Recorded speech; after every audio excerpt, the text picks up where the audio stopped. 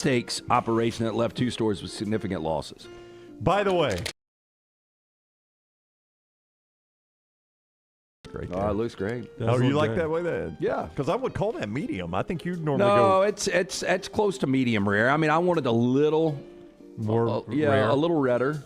Okay. A little juicier, but I mean that looks good. No, that's a good looking steak right there. Yeah, I don't understand people that want it gray throughout. That makes no sense. I don't either, but again, each their own. The best way to do a steak's the way you like it best. Massachusetts homeowner accidentally set his house on fire while trying to melt ice during a brutal winter stretch of Arctic misery that has frustrated millions of Americans. Now, this is how things change, though. The fire broke out at his home in Milton, Massachusetts. The man used a blowtorch to melt ice on his roof, according to the Milton Fire Deputy Chief. Flames quickly spread into the attic, turning what appeared to be a small flare-up into a major fire. I mean, how did you ever think that was a smart thing to do? Witnesses say the fire escalated rapidly. Quote, he gets down. Then when the flames just get into the gutter, one neighbor told WCVT, all of a sudden smoke was coming from everywhere. It just seemed like the whole roof was consumed. Firefighters initially believed the blaze would be minor. Quote, we pulled the gutter off that side of the building thinking it was going to be a light fire, and the whole attic was fully involved. I do like my firehouse fully involved. I would agree with that. Now, crews battled the flames for hours while also dealing with freezing temperatures. They said firefighters in Milton, located about 9 miles south of Boston, called in assistance from neighboring towns due to the extreme cold. I didn't know they still got assistance from other fire departments. I guess if it's big enough. I guess so. If you don't have a big enough ladder, it's not long enough for me, or it's not long enough to get the job done. My brother-in-law has a blowtorch. I don't know if you guys know anybody that's got a blowtorch. No, I've got Jack's buddy Ryan Kozlik gave me for Christmas last year. It's almost like a flamethrower to light the fire pit out back. Yeah, this is a little bigger so than you just that, turn the gas. I mean, but the flame gets pretty big. I mean, maybe it's the same. Yeah. I mean, if you wanted to torture somebody with it, this you could. looks like a pressure washer hose, but it's got the big, the big thing on the end. You know what I'm talking about? Or the pressure washer gun, but it's got the big thing on the end. Yeah, and that's. It's about the same thing. Okay, Yeah, and you put it like to a propane tank. Yeah. Yeah. Okay. Yeah. Same thing. So it's got the mini propane tank on it. Oh, it's got it on there. Yeah. But it's not like a full-blown Leonardo DiCaprio flamethrower in Once Upon a Time in Hollywood. Yeah. But I guess you can buy those, right? Have you used it? Yeah, I use it all the time. Oh, do you really? Yeah. I mean, when I do a fire pit out Now, I back. would say, like, if I live somewhere where it snowed or ice, A, I would move to somewhere it doesn't snow or ice. But B, I mean, if you got to do your sidewalk and driveway, that is a good way to do it, I would imagine. Not the roof of your house. You're a complete idiot doing that. Seems a little dicey. Yeah. Of course, at the same time, you probably don't think it's flammable with all the moisture.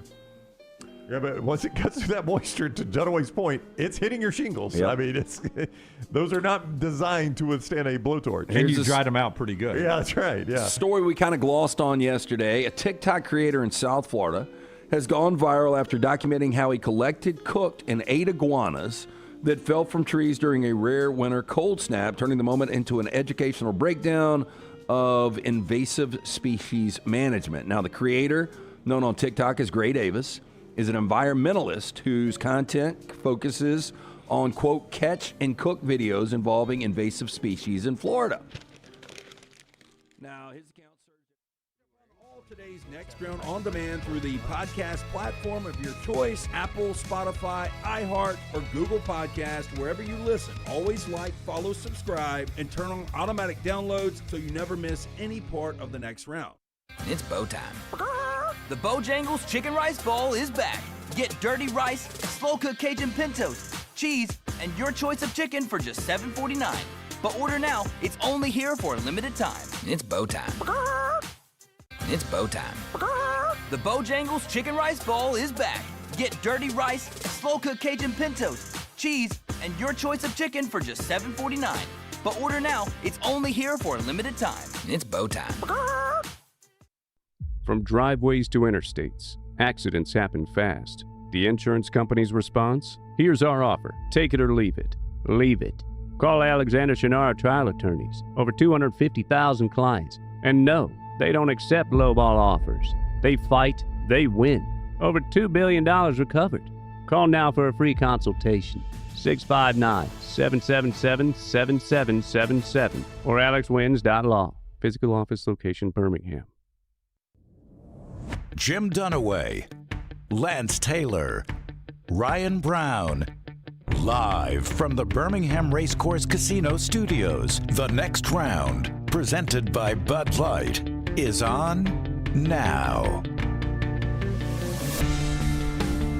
Bediako's in court. We get ready for the Iron Bowl of basketball. It is Super Bowl weekend, and Matt Stafford's going to play next year, and he's the MVP. Congratulations. That was great news for Matt Stafford, for the LA Rams organization, and to hear that he will be back in 2026 is beyond exciting for anybody that is a Rams fan, and I guess just a fan of the NFL, unless you're in the NFC West, and you probably don't want him coming back, but guy turns 38 tomorrow. I was having a discussion with somebody this morning. He seems like he's getting younger and younger. It's very, very strange, but very excited about that. MVP last night, Brownie. I mean, I think he earned that. Hey, what a close vote. You know, the first place votes are separated by one. I don't know how many total first place votes there are, but I know Stafford got 24, May got 23, and I saw that Justin Herbert had 1. I don't know if that, which is kind of crazy to me. I don't know how you vote Justin Herbert. Yeah, I think there were 2 for Josh Allen. Okay, so there were more than just those then. But that was it. I mean, I don't understand, how those guys got votes, and I can see Josh Allen. I don't understand how there's a lot of people that are beat up by the fact that Drake May didn't win it.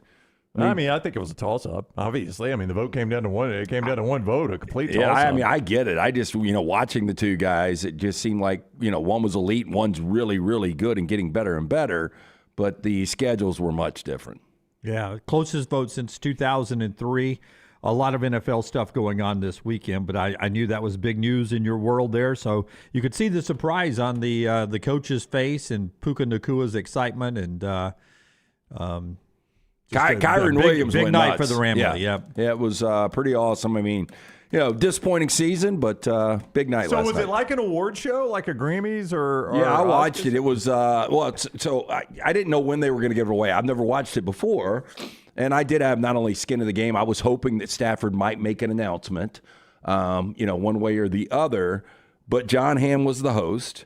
Yeah. And he came up and said some really uncomfortable jokes. John Hamm did? Yeah. Uh-oh. And, you could tell he didn't write the jokes, and some landed and some didn't. And, it was a lot of shots at the NFL and, the NFC South and Aaron Rodgers and – it was somewhat entertaining, but after I knew for years, yeah. Oh, have they really? Yeah. I guess I don't know. Was Drake May there? NFL honors in prime time. No, so the only guy there is Stafford. So Stafford knew he was winning. No. I mean, Drake May's obviously playing. Well, I know, weekend, but aren't they doing it in Santa Clara? Yeah, San Francisco. Nearby. Yeah. Okay. Yeah. But they so if you participate in the Super Bowl, you're not there, although you're nominated. Like Jackson Smith and Jigba wins Offensive Player of the Year. He's not there to accept it. Right. Okay. Those are the only guys that aren't there, the guys that are actually playing in the game. Yeah, okay. Well, I just didn't know. I mean, I thought maybe Drake May could be there. Prime time, 2 hours for at least every year since the pandemic. I think we've been doing it since before the pandemic. NFL honors, yeah. Okay. Maybe. Jeff Ross, the guy that does all the roasts, came out. A really uncomfortable skit, like he's a backup quarterback for the Browns. So they're trying to be like the Oscars, but apparently none of the jokes are hitting. And it's just a tough room because, you're basically making fun of football players who don't have, the best sense of humor, maybe. Right. Yeah. Okay. So that's what happened last night. Big news there, and we will get to everything else going on with Alabama and Auburn and the Super Bowl as we move throughout the show over the next 3 hours. Brought to you by great folks like LancesLock.com and our friends at Hemp Hill. Tell us about your operation there at LancesLock.com. Yeah, another winning night last night. We've already got props up and available, still working on side and total for Super Bowl 60. We'll have everything ready to roll overnight Saturday night, but we've got NBA, college basketball coming off another winning night last night. You get a free play every single day. Very simple. Go to LancesLock.com, get that free play, and you can play daily, weekly, monthly, yearly, however you want to do it. We got packages for everyone. It is always brought to you by our friends at Hemp Hill Services. Trust the name Birmingham has trust since 1954 for all of your plumbing, heating, cooling. Any of these issues arise in your home or business, they are ready to serve you. Hard to stop a train. Call Adam, Chad, Andrew, the guys there. Tell them the next round sent you. For more information, HempHillServices.com. And our friends at Central Central State Bank. Central State Bank is the bank that is big enough to meet every single need you have, but they are also small enough to serve you in every single way. That is Central State Bank. Whether it is opening an account, you're not just doing that, you're opening a relationship. You need to buy a car, you want to start a business, Central State Bank is the place to go. They are built on relationships and trust, and they've been that way for more than 100 years. Central State Bank, member FDIC. All right, Brownie, update us on what's going on with Charles Bediako this morning. I saw pictures you were pointing out to me from Nick Kelly that Bediako's actually in the courtroom this morning. He walked in. He's there. Big, tall guy, by the way. Charles Bediako, as Scott is showing you from Nick Kelly's Twitter feed. He's the guy in the middle. Is that the one that compared? He had to duck through that door, didn't he? Did not get that suit off the rack, did he? No, that's tailor-made. You got to have. Or does it even have a suit on? Yeah, oh yeah. It's a nice looking suit, but yeah, that's got to be tailor-made there. In the courtroom, hearing starts at 9:30. As you listen to us live, 25 minutes from now. I don't know what to anticipate here. I have never been in an injunction hearing. I don't know how fast these things go. I don't know that you get an immediate ruling. I don't know if the judge might just say, "Hey, TRO extended till we can get a ruling," whatever the case might be. I don't know entirely what to expect here, but everything starts at 9:30. All right, that's the update from Brownie on the actual court case. Yesterday, Stephen Pearl gets asked, and you saw this on our social media platform, Forrester sending this out at Next Round Live yesterday, where you get Stephen Pearl being asked about Bediako. They play tomorrow at 3 o'clock down at Neville Arena. He knew on Thursday that this court case is happening Friday. There's a chance he may play, may not play. Stephen gives, I thought, the perfect answer on how a rival coach could answer this about a potential rival player coming to play at his place in a big game this weekend. Here's the Auburn head coach.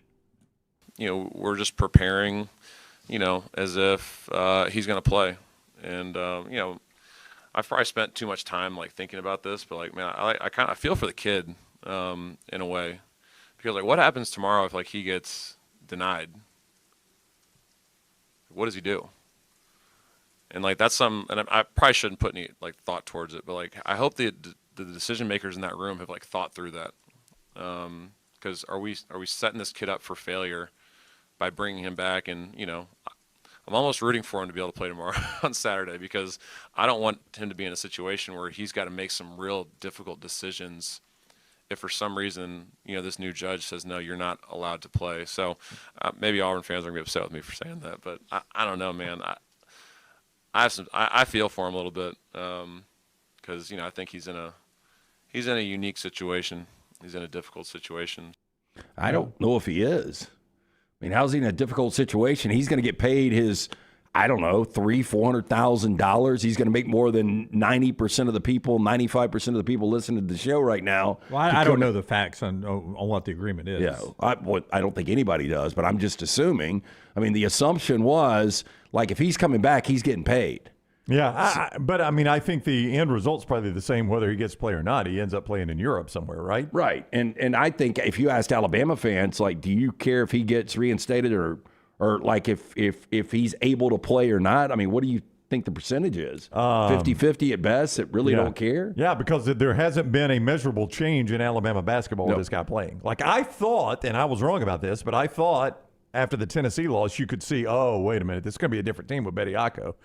And then they've played Florida, and then they've played Texas A&M, and I'm like, I really don't think they are. I don't think they're that different with or without Bediako. No, he's the same player we saw 4 years ago. Yeah, I don't know how much better he is than he was. I don't know how much better Alabama is with or without him. So I think it's kind of, I know this is going to get a lot of headlines because of what it could mean for the future of the sport, but I don't know how it really impacts Alabama basketball one way or the other. And I thought it would. I am wrong about this. I'm admitting that I was incorrect about this. But again, I think for his future, I think Bediako is a European player, whether he gets this injunction or not. I think he's played enough games in the G League. The NBA knows whether he's an NBA player or not. And clearly, he was not. Oh, and I think he's in a better spot than he was because he's got additional hundreds of thousands of dollars he never had. I would say that he is a little better offensively than he was when he played the first time around. And but I will tell you the first thing I noticed the other night for the first time through the Bediako situation is that Nate Oats became frustrated with him the other night for the first time. It was the first time that I've seen him chew Bediako's butt one time for not doing something on the floor. And a couple of times, Nate was frustrated with Bediako's play and substituted him out pretty quickly on a couple of moments there. And that was new to me watching the games. That I don't know if they showed it on TV or not, but Bediako had messed up a couple of times, and Nate was a little irate with him, like he would be with an amateur player, and yanked him out of the game. Interesting twist yesterday. Greg Sankey, his signed affidavit made it out into the public record from the courts, and Ross Dellinger reporting that. And like a lot of the Power 4 commissioners, they're sticking by the NCAA rules. Greg Sankey believes that the judge should rule against Charles Bediako in this case. Well, I think, and everybody gets up with Greg Sankey. A lot of people get upset with Greg Sankey taking a stand against Alabama. What you got to remember with Sankey is he's representing 16 schools. I think this tells you how the other 15, or the majority of the other 15 schools, feel about this. He's heard from them all. So he's the representative of those schools. I can promise you, if 16 ADs or presidents or whatever had called Greg Sankey and said, hey, go fight for Bediako, we all want this. We as SEC schools want the ability to do this. Greg Sankey would have fought for the other side of this and had said, I hope the judge is fair and lets Charles Bediako play. This is indicative of the fact that the schools that have reached out to Greg Sankey, the majority of those schools have said we are against this, so he's got to represent those feelings. Well, couldn't you just make it an SEC rule? Yeah, you could, and I don't. Well, then it just gets challenged in court again. I don't know if I understand what you're saying, Brown, that he is representing the SEC in 16 institutions. But I think Greg Sankey could sign this affidavit without hearing from any of the schools, if that's what he believes. I think Greg Sankey is a guy who has a belief system about college athletics and the rules that are in place, and some of them he doesn't like, and he's always tried to change it. And obviously this is one he believes in. I don't know if he's heard from 15 presidents and not against it. I don't know how many are against it. I don't know how many of them play European pros or Australian pros or that. I do believe Greg Sankey is on the side of like where Nick Saban and Greg Byrne and those have been going to D.C. trying to get congressional help of trying to keep a model of the old NCAA, the old amateurism of college athletics, not making them employees. I do believe that Greg Sankey's on that side of the aisle, and this goes against that side of the aisle a little bit. So I can understand, even if he has or has not heard from presidents, that he believes that the rules that are in place by the NCAA is something that he believes in and wants to stick by.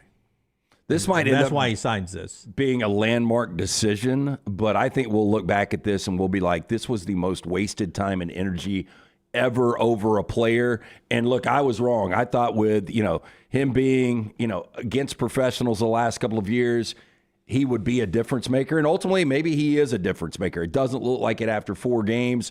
And I think we'll look back on this and we'll be like, boy, we wasted a lot of time on Bediako. Well, I agree, because I think this is going to be very limited players that try to do this. And I know people will point, well, you already got, what is it up to now, 3 or 4?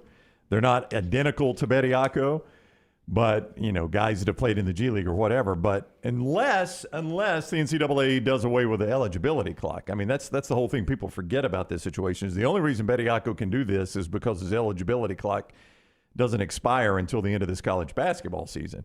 So, a guy that has played a couple of years, and I know the NCAA used Ty Simpson as an example in their documents yesterday, or not yesterday necessarily, but their court documents that went to the judge. Like, Alabama's fighting for this on one hand, but it could penalize them on the other hand, because in theory, if Charles Bediako is allowed to do this, Ty Simpson could go through the draft, not like where he's drafted, and come back and play for Tennessee against Alabama next year.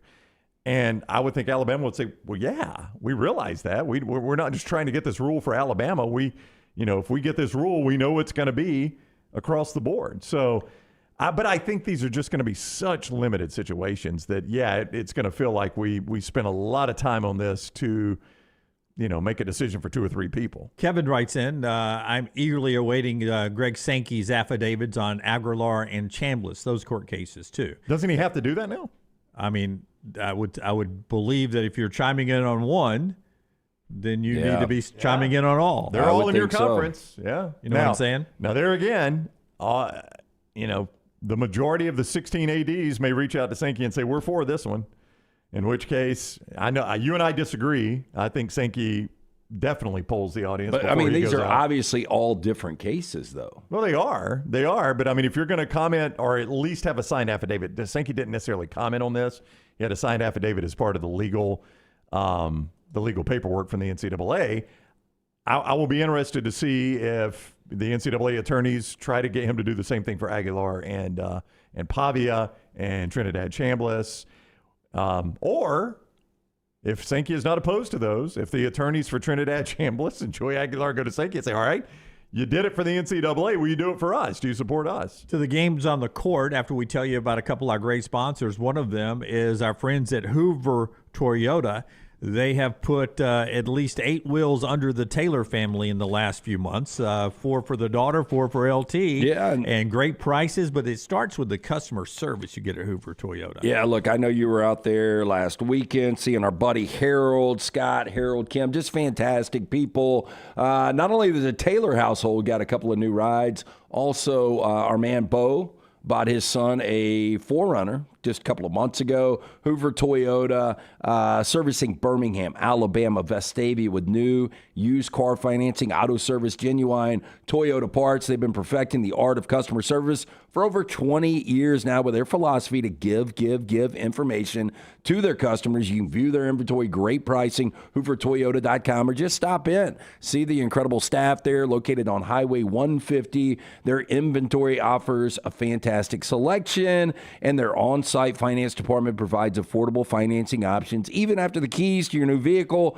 are in your hands, they are there to serve you with service and parts departments committed to keeping your vehicle running smoothly. When you shop with Hoover Toyota, they want to keep you as a customer for life. That's why they offer their red carpet program. It gives you ways to let your friends and family experience an amazing shopping experience with their referral program. Again, view that inventory and pricing today. Go to hoovertoyota.com. Hey, and don't forget Bojangles right now through the 22nd. When you make it bow time for breakfast, you can get these heart-shaped Bowberry biscuits. The Bowberry biscuits are great in any shape, but when they're heart-shaped, for the Heart Month and Valentine's Day, the month of February, you're going to see $10 or 10% of your purchase donated to great campaigns. The Hardest Yard, the Greg Olson Foundation, and the Bojangles Foundation.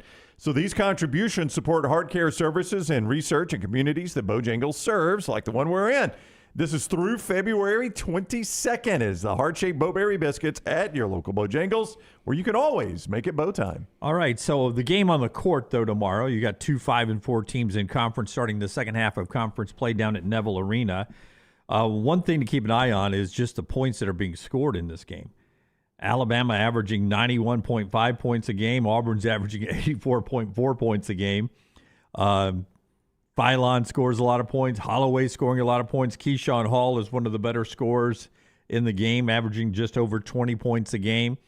This has the makeup of being a high-scoring affair at Neville Arena. Yeah, I don't think we're going to see 100-97 that we saw, almost 200 points the other night with Texas A&M, but I don't disagree. And I wonder if this is the moment Pettiford finally shows up with great guards coming into your building.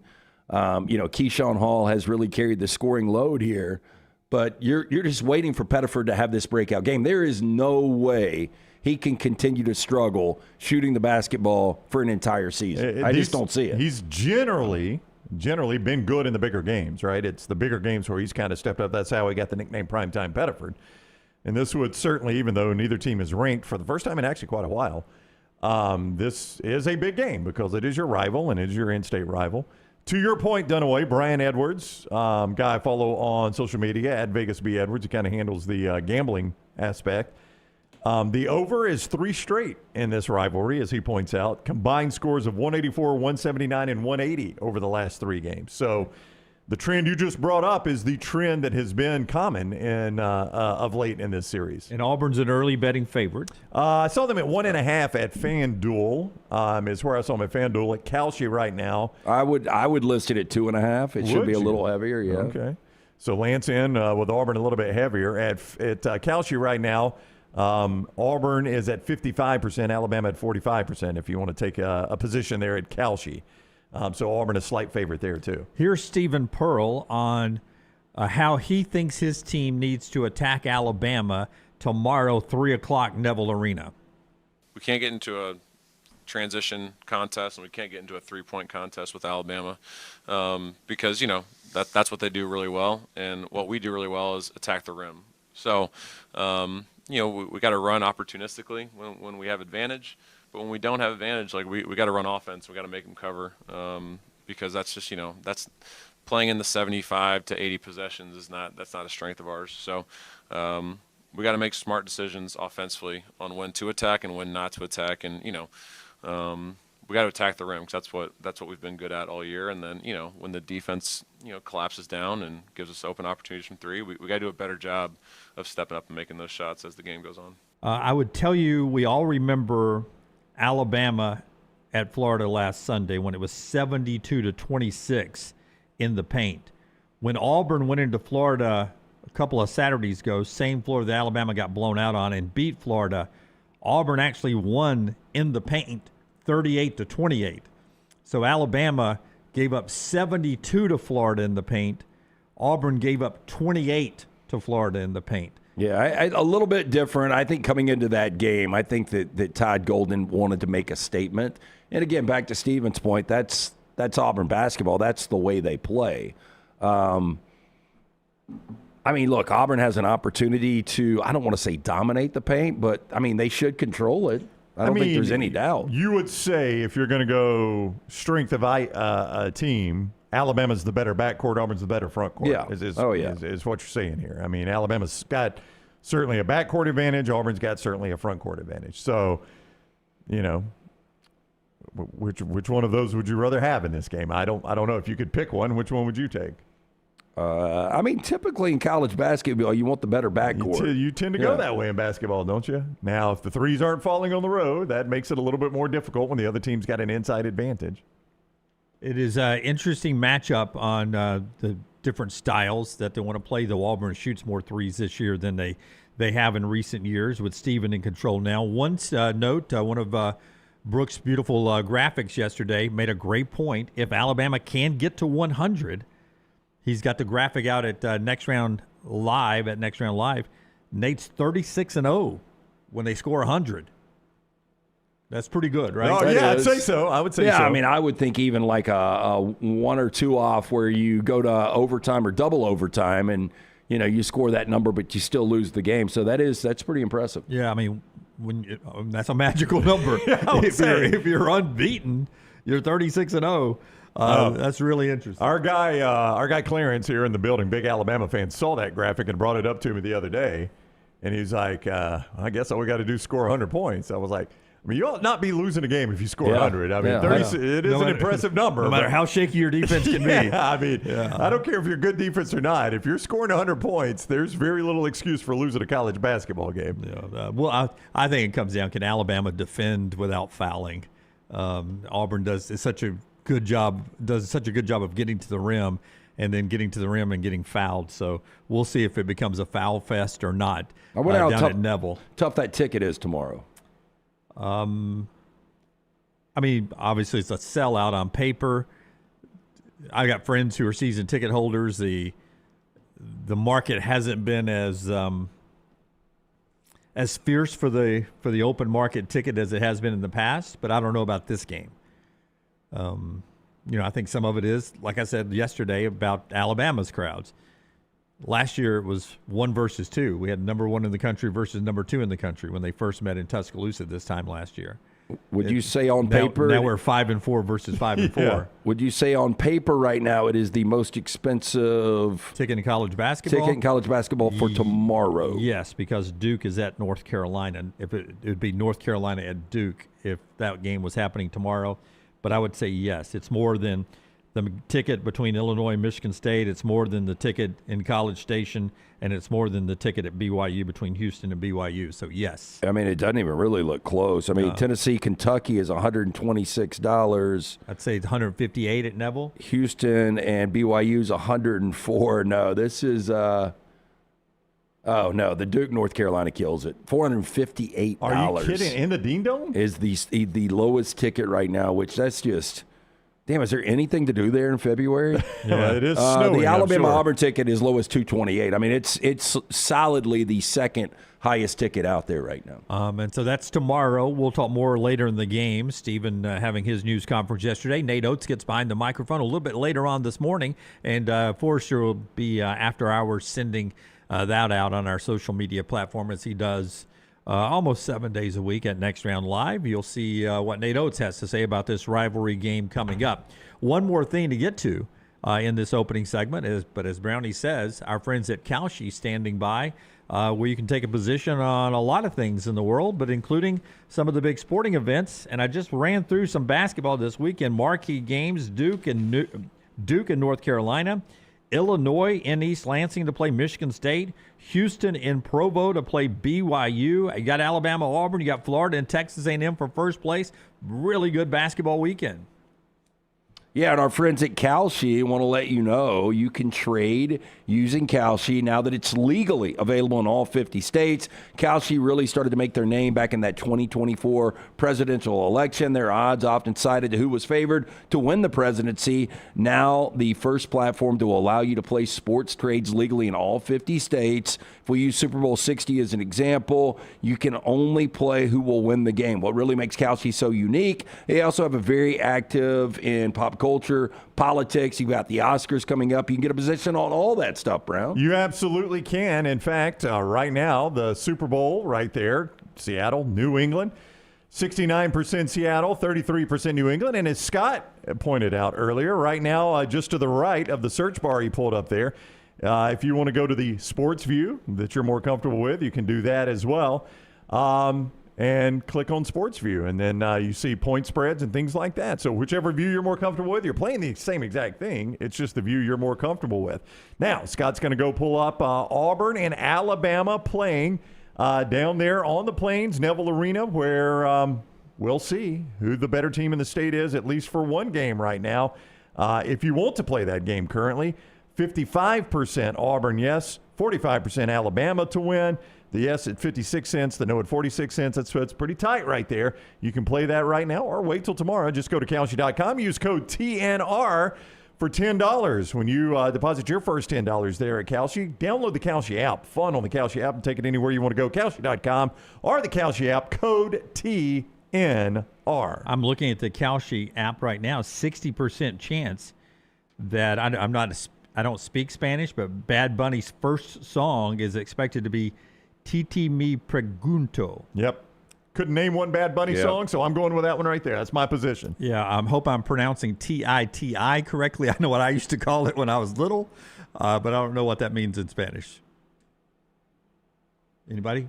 Spanish? T-I-T-I? I would say it's some form of something icky. I don't know. Yeah. Or could it be it's not a female body an American part, titty? I don't know. I don't know either. But that's 60%. I bet Bad Bunny song. likes them, though.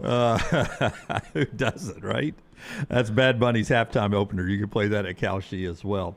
Hey, you got a Spanish word for me there on T-I-T-I? I'm trying to find it real quick. Let's see. Maybe it was the English translation. Could be. He's like, that's not Spanish at all, sir. Auntie asked me. Huh? Auntie asked me is what. Like your aunt? Your A-U-N-T? Yeah. Because Tio is uncle, so I guess TT would be aunt. Oh, And there we then- go. Have we ever had Pregunto. a controversial halftime show going into a Super Bowl?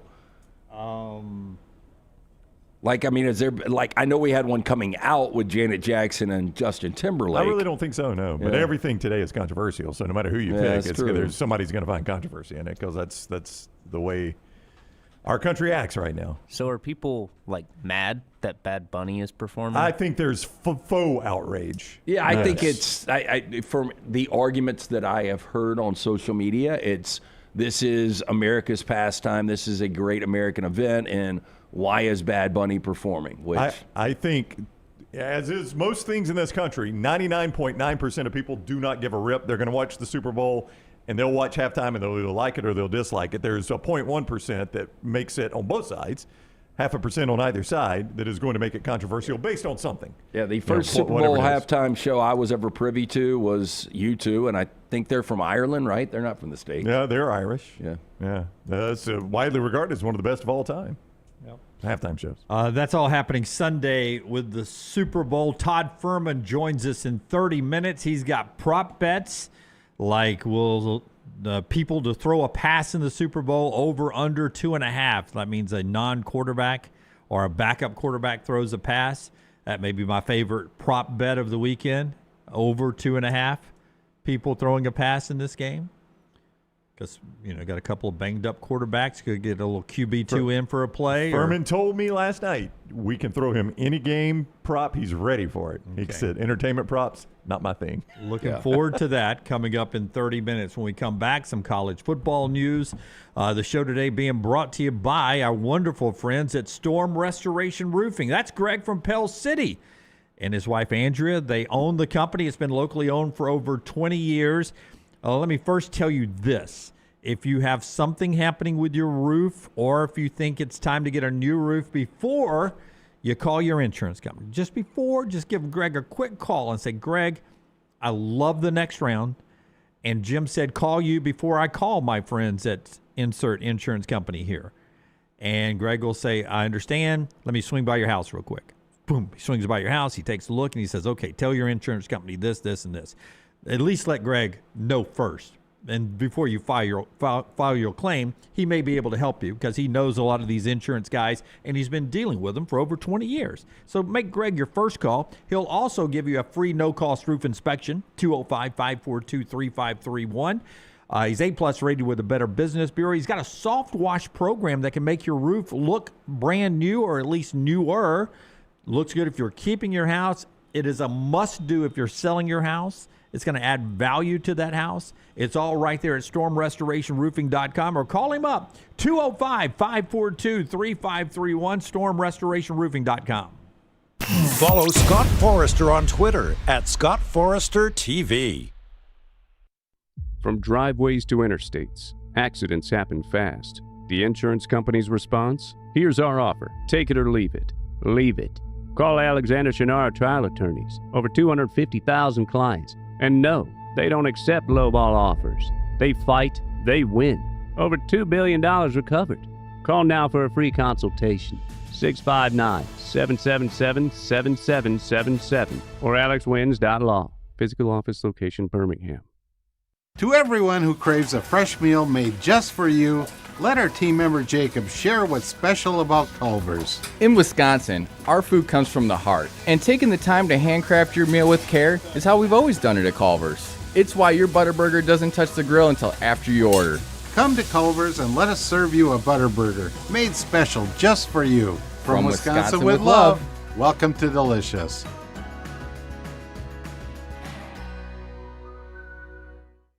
At Central State Bank, we are large enough to serve you and small enough to know you. Manage your money with ease, whether it's mobile banking, hassle-free checking, competitive loans, business solutions, or personalized financial advice. We're your hometown bank with big-time service. Visit us today and experience banking made simple, because at Central State Bank, you come first. Member FDIC. Hey, let me tell you about our friends at Urology Centers of Alabama. Compassionate and comprehensive urological care with 35 physicians, 17 locations across Alabama. Their patient-centered approach to all of your urological needs. Remember, they've got that new men's health center. It is beautiful, helping men with a wide range of sensitive male issues in a comfortable environment. You can always go online, visit urologycentersalabama.com, schedule an appointment with one of their many urologists today. Sterling and the fine folks at Champy's Chicken on Highway 119 in Alabaster want to welcome you in for a great lunch or dinner starting at 11 a.m. every day. Chicken that's brined overnight and cooked to order, and the taste of the Delta with those Delta recipe tamales. Champy's is perfect for all your tailgating needs this football season. You can also choose Champy's for your next party, wedding, or birthday. Great food, great people. Champy's Chicken on Highway 119 in Alabaster, and everything online at champyschicken.com. Hey, for all of your IT and printing needs, reach out to our friends at Xerox Business Solutions. Look, I'm still one of those old school guys. I print my notes every single day for the show. If you watch the show here on the next round, you see all the notes in front of me. From day one, Xerox Business Solutions, they've been with us here at the next round. Local for over 45 years. For all of your IT and printing needs, visit XeroxBusinessSolutions.com or call 205-969-3000. That's 205-969-3000. Remember the name Way to Wellness if you're battling weight loss in your life. I'm Jim Dunaway from the next round. There was a time I was over 216 pounds until Way to Wellness helped me lose 45 pounds, and now for over 2 years, they've helped me keep that weight off. Here's their website, aplanforme.com, aplanforme.com. That's a great name for a website because there's no cookie cutter plan. Everything is designed specifically for you. No contract, no sign-up fees, and your first consultation is free at Way to Wellness. Hey guys, Valentine's Day right around the corner. Why go out and battle the crowd at restaurants when you can have the best meal right there at home from our friends at the New York Butcher Shop? Right now, the Valentine's Day special, 2 certified Angus beef fillets, 2 twice-baked potatoes, fresh salad for 2, yeast rolls, the choice, $69.99, the prime, $79.99, available for pickup Thursday, Friday, and Saturday. Make the call. Cahaba Heights, 205-970-7300, Greystone, 205-703-8825, the New York Butcher Shop. Rare quality, well-done service. It's bow time. The Bojangles Chicken Rice Bowl is back. Get dirty rice, slow-cooked Cajun pintos, cheese, and your choice of chicken for just $7.49. But order now. It's only here for a limited time. It's bow time. It's bow time. The Bojangles Chicken Rice Bowl is back. Get dirty rice, slow-cooked Cajun pintos, cheese, and your choice of chicken for just $7.49. But order now. It's only here for a limited time. It's bow time.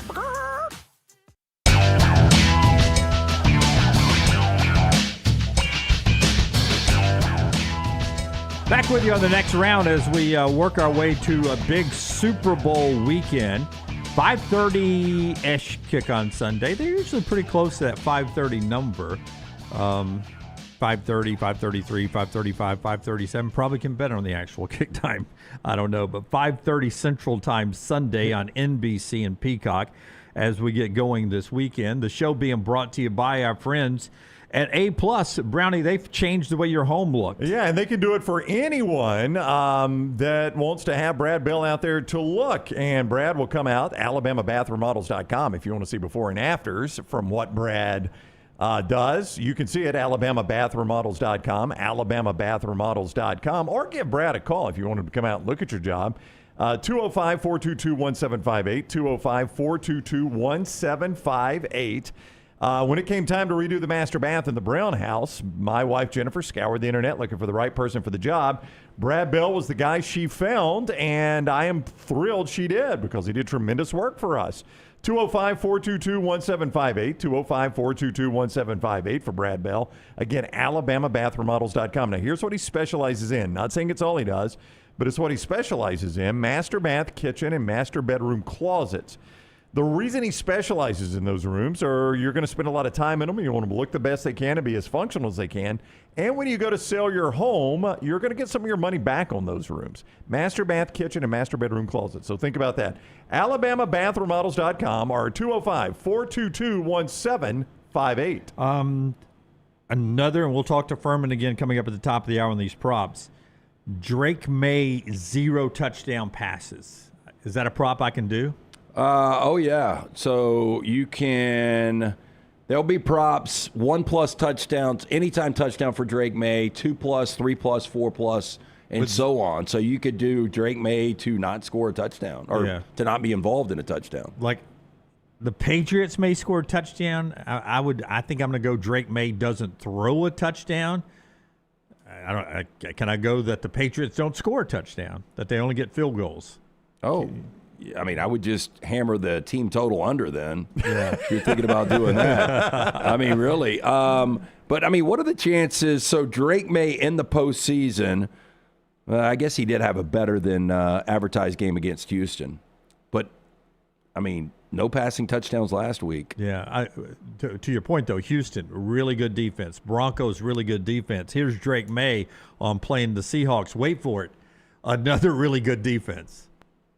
Yeah, we've played some great defenses. Some defenses that deserve the credit that they've gotten, and I think Seattle's just another one of them. They've played well all year long. They're statistically, one of the best defenses in the league, and I think you see that on film. You see how much, effort they play with, how well they play together, how well they're coached, and I think it's just, another chance for us to, prove why we belong here. And it's just, we just try to keep on going, on to the next one. And, Coach McDaniel's warned us that these defenses will just keep getting better and better, and it's nothing we haven't seen because, the Seattle obviously plays at a high level and they're different players, but, we've seen some good defenses, and looking forward to another good matchup. Where does Mike McDonald's defensive unit stack with the Broncos and Texans on the Patriots' path to get here? Yeah, I would go probably Texans, Seattle, Broncos. They're all right there, top 5 defenses.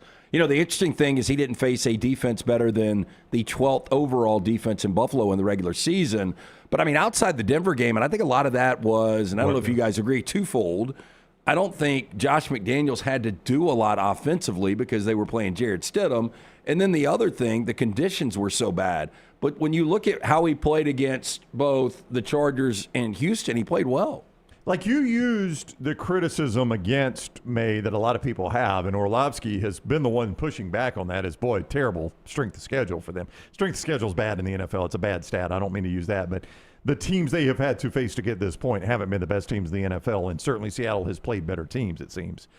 But the point that Orlovsky points out is while those teams overall may not have been amazing, their defenses are all really, really good, and that's what May has to face.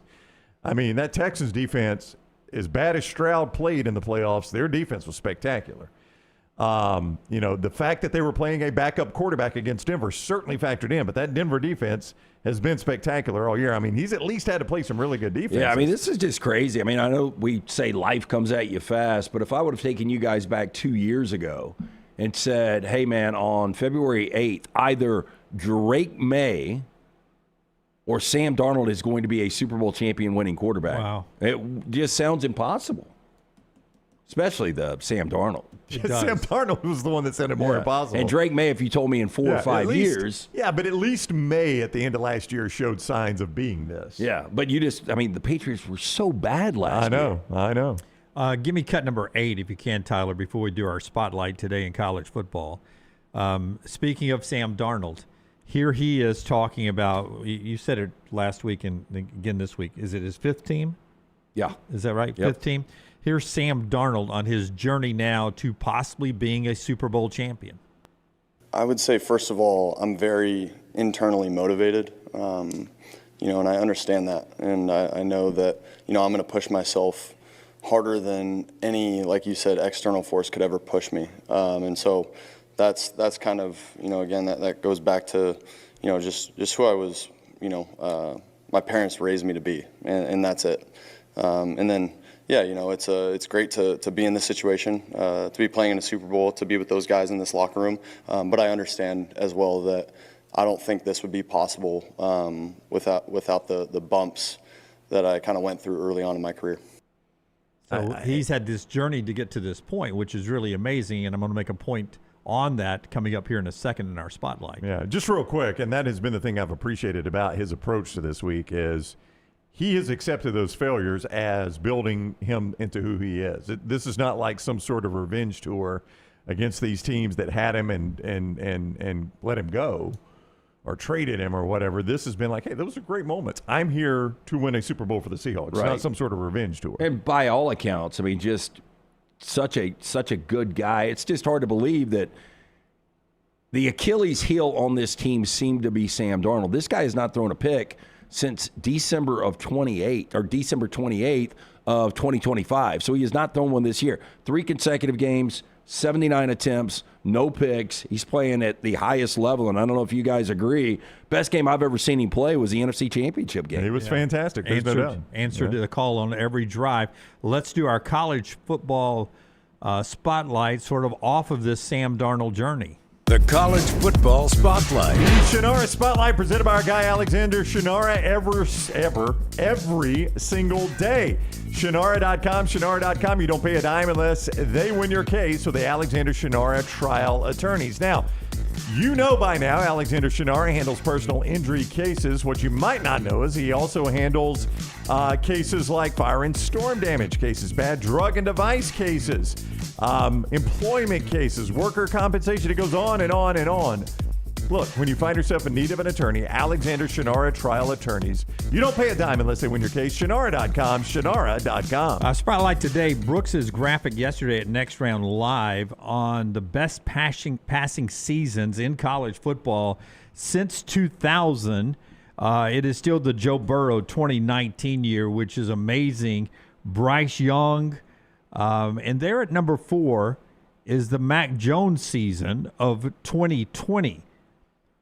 Mac Jones, who has been with the Patriots, now with the 49ers, big buzz about Mac Jones, one of the best passing seasons this century in college football, being on the trading blocks. Is there a future of him starting in the NFL? I think there is. And a lot of people are saying, is this Sam Darnold 2.0? That's right. And you look at the redemption tour of Baker Mayfield to now Sam Darnold.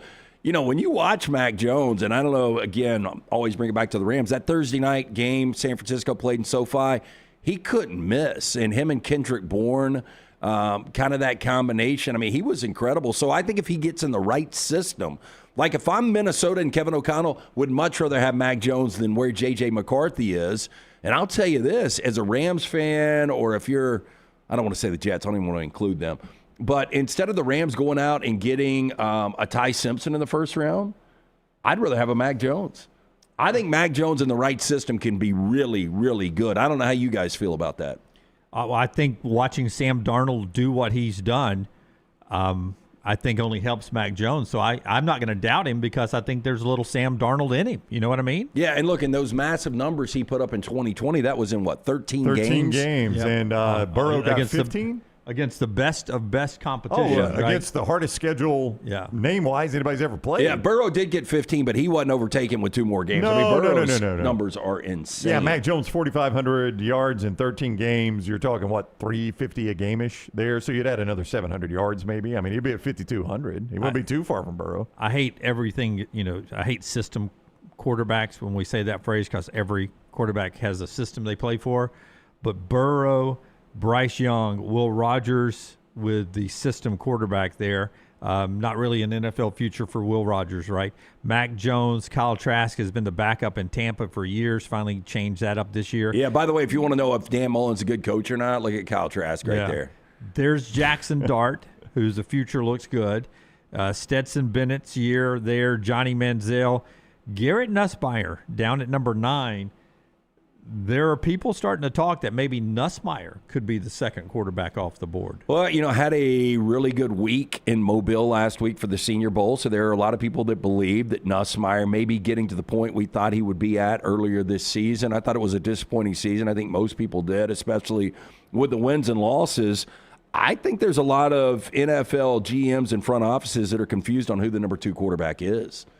I mean, again, Ty Simpson didn't get a first-round grade, according to Matt Miller from ESPN, from all of the organizations he talked about. So, I mean, maybe we do have a curveball coming up. I do think we'll know a little bit more coming off the combines. I would assume Nussmeier is going to throw.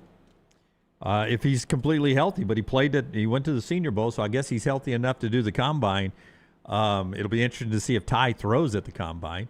Trinidad Chambliss, if the ruling doesn't ever go his way, if he goes into the draft, I mean, he would be the second guy for me. That's what I'm saying. Yeah. That's what I'm saying. On that few games, you would go Trinidad Chambliss. Yeah. I mean, he's what does Ty Simpson have? 4 starts more, maybe?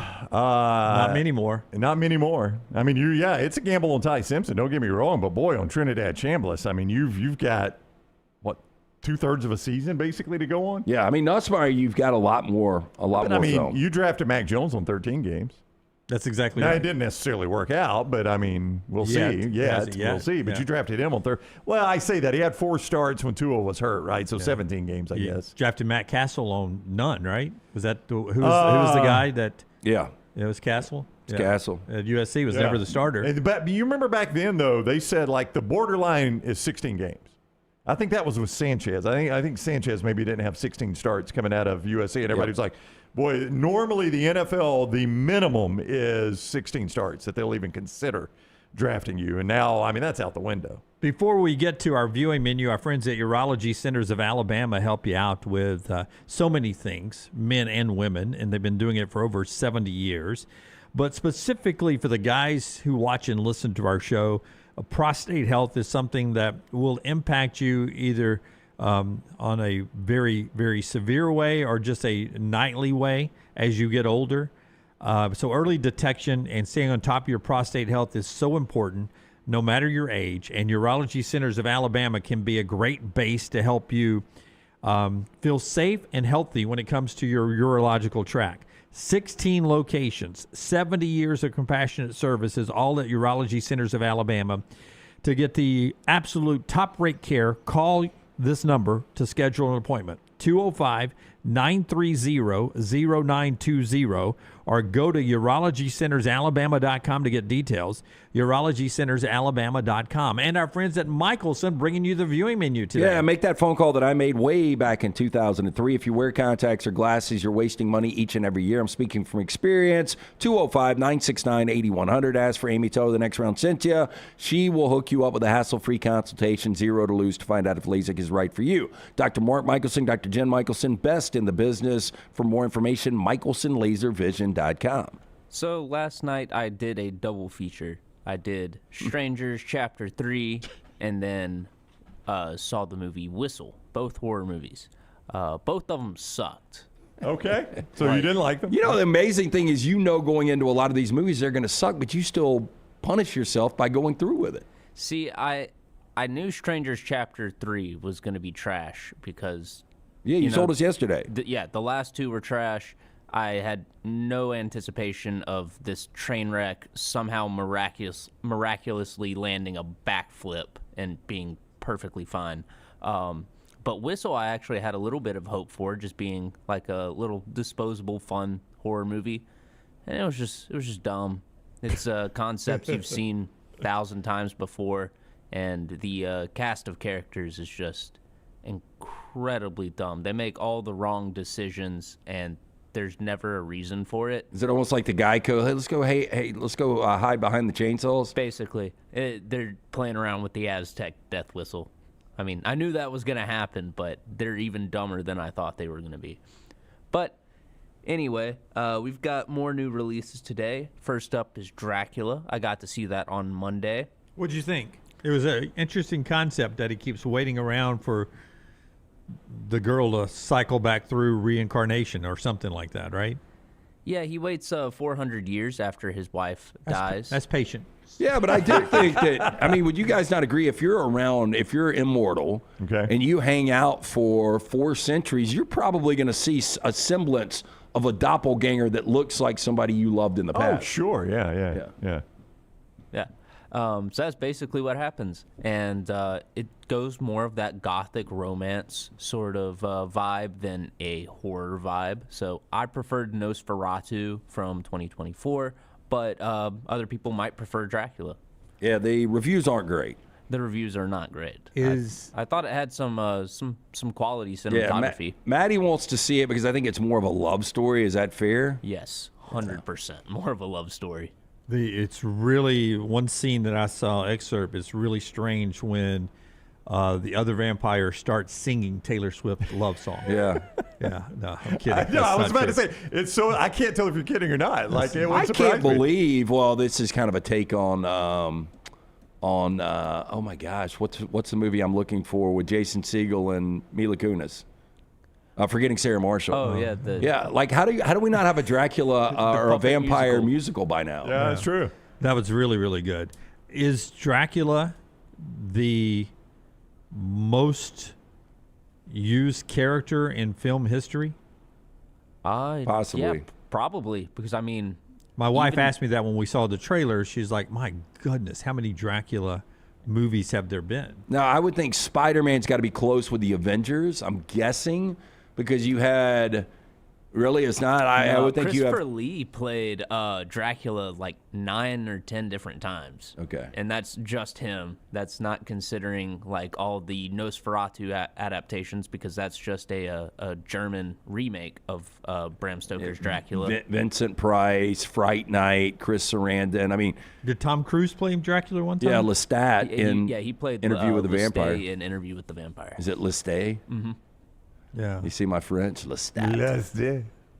Yeah. And then let's TT. It's my aunt. We got a new anime movie this weekend called Scarlet. It's about a medieval war and a quest for revenge. And the animation looks pretty solid. And I'm not going to go into more detail because nobody cares about that. Prime has added a couple of great additions to their catalog. First up, you got Sherlock Holmes and Sherlock Holmes: A Game of Shadows, starring Robert Downey Jr. This was part of Robert Downey Jr.'s comeback and making him the movie star that he is today. And I think they're a lot of fun. And then they've also added Hook, which is just a great comfort movie. I like Hook for a Hook. family movie. See, I've still never seen Hook, and and I like Guy Ritchie, and I've never seen the Sherlock Holmes. I'll tell you, Dustin Hoffman is fantastic in Hoof. Hook, excuse me. Yeah, he's good. Hoof is the horse movie he was in. No, he's fantastic in Hook. Just really, really, really good. Yep. And that's all I got today. Were you in the theater in time for the trailers? The what's it called? The trailers. Previews. There was some anime-looking, cartoonish thing that was coming out in theaters. Did you see that? Because I thought of you. I mentioned to Maggie. I said, "Oh, this looks like Tyler would love this." I might have it. I can't remember the name of it though. It's a beautiful film. It said, and I was like, "How could it be beautiful scenery if it's animated?" But it was. I can't remember. I don't understand the anime. I don't understand. Like, they were playing a bunch of K-pop at the NFL awards last night. Between awards. Have y'all seen a preview for The Burbs on Peacock? I've seen the movie The Burbs. Yeah, this is. I don't know. I never saw the movie, so I don't know if it's played off that. I've got it in the viewing menu for Monday. Okay, let's hold then. We can hold. Just hold. Hold. It comes out Sunday. Yeah, it comes out Sunday. So I may have watched it by then because Jennifer and I wanted to watch it. So all right. That's what Tyler's watching in our viewing menu. Our friends at CPAP Plus get you ready for a good night's sleep. Sleep Home, Alabama. Furman from Vegas. We wake him up from a deep sleep after the timeout. Tell us about CPAP. Yeah, hey, you got to make sure that you get the proper 8+ hours of sleep every single night. Our friends at O'Neill Medical and CPAP Plus, they can help with it. Joe, Woody, O'Neill, stop into one of those 5 locations throughout the state of Alabama. Make sure you tell them the next round sent you. 3 convenient locations right here in Birmingham, Pelham, Highway 280, Trussville. They've got the best CPAP gear with personal service you can trust. Stop by today. You're going to find the best service and equipment all in stock, ready for you with hundreds of 5-star Google reviews. Trust CPAP Plus for all of your CPAP needs. CPAP Plus, where every night matters. For more information, o'neillmed.com. That is ONEAL med.com. Hop in. Injured in an Uber or Lyft? Here's the problem. Was it the driver's fault? The other car? The app company? Good luck figuring that out while you're trying to heal. Alexander Shinar Trial Attorneys, they've got a guy for rideshare accidents. And here's the best part. They don't get paid unless you do. You heal. They fight. One call, 659-777-7777, or visit alexwins.law. Alexander Shinar Trial Attorneys, because rideshare accidents need an experienced team. Physical office is Birmingham. To everyone who craves a fresh meal made just for you, let our team member Jacob share what's special about Culver's. In Wisconsin, our food comes from the heart, and taking the time to handcraft your meal with care is how we've always done it at Culver's. It's why your Butterburger doesn't touch the grill until after you order.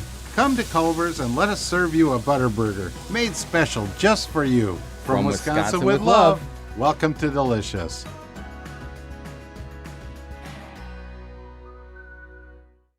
At Central State Bank, we are large enough to serve you and small enough to know you.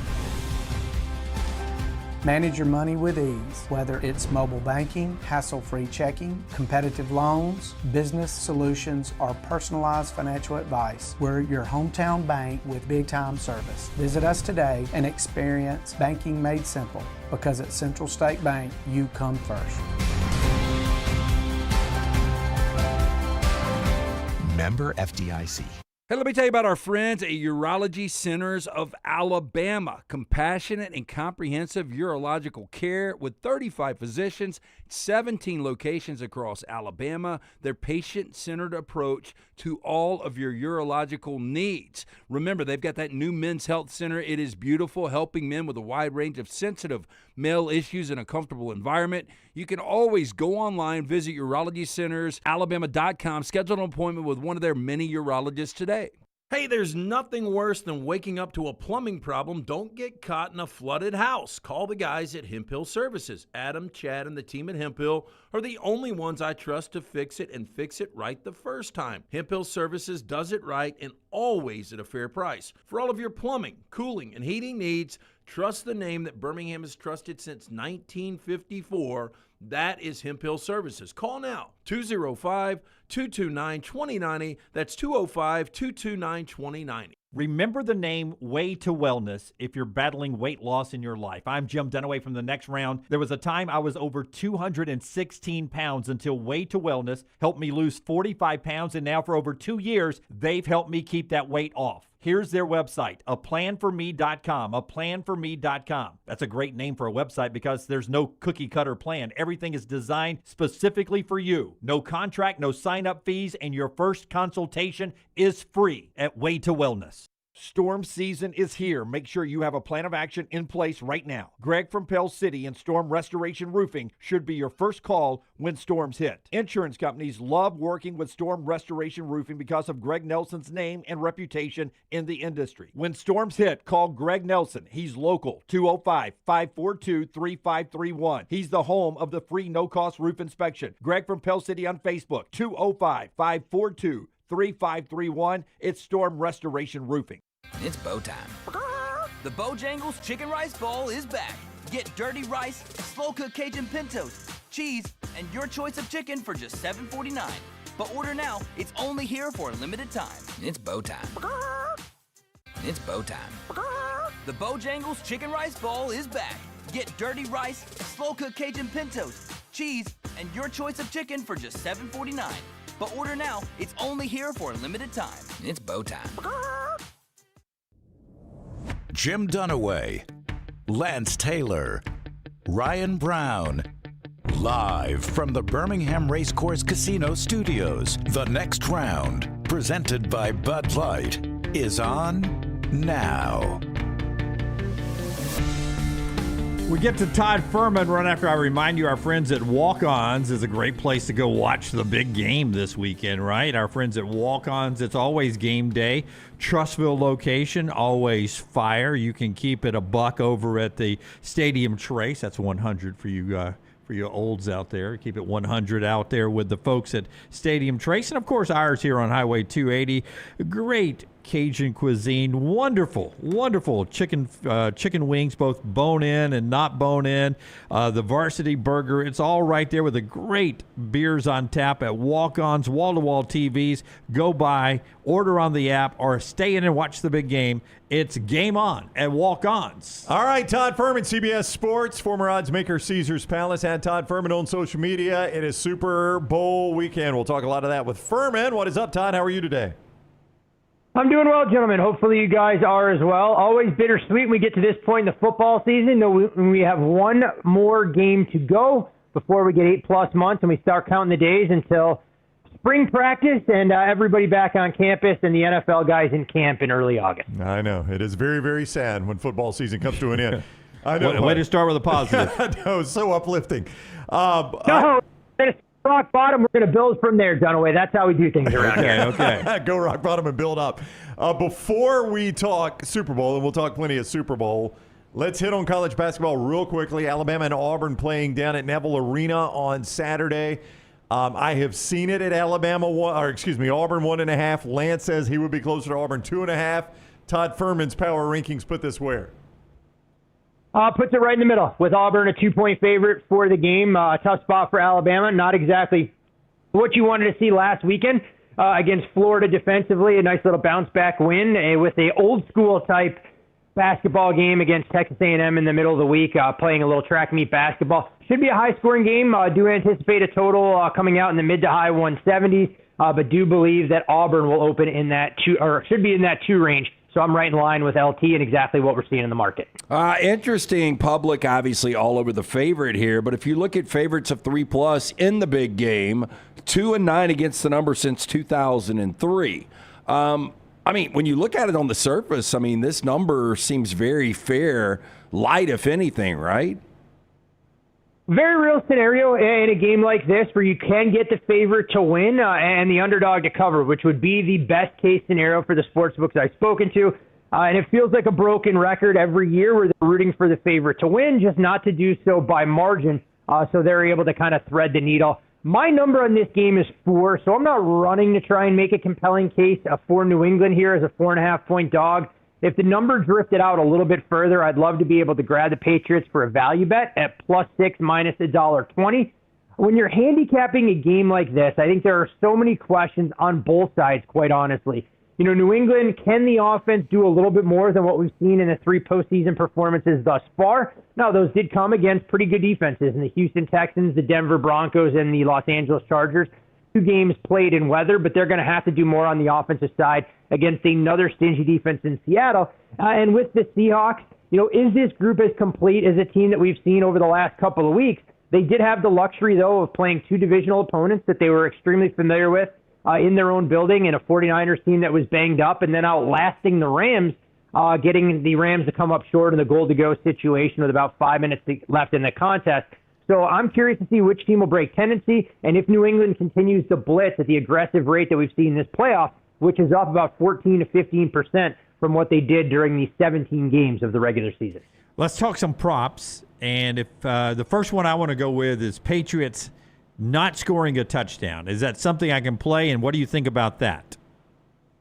Well, there are some prices out there. If you believe New England is really going to struggle in this game, 50-1 was the last number I saw on the Patriots to get shut out in this football game. And look, it was only a couple of years ago where we saw the Rams held to 3 points against New England in a 13-3 game. And if you happen to have the foresight to see that coming, 250-1, I believe, was the going rate for the exact offensive output.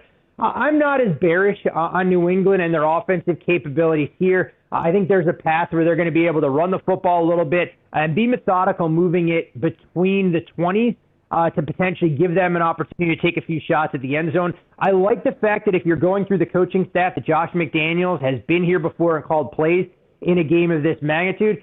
So while I don't think it's a likely outcome, I wouldn't rule anything out given how defensive-minded some of these Patriot games have been. And if you're betting on a price for no touchdown, I think you shop around, you should be able to find 9 or 10-1, but the shutout will get you the long shot price tag right around 50. Boy, this seems like an easy one. This is how Vegas was built when you start a sentence that way.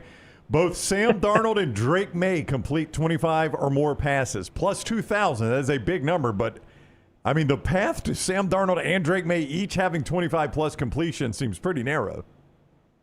Well, the over for attempts for both quarterbacks only 29.5. So that's what factors into some of the math behind why that is priced as aggressively in that particular spot. And along that same wavelength, Brownie, is the fact that you have to assume that one of these teams, if they're playing from a positive game state, probably won't be dropping their quarterback to throw all that often.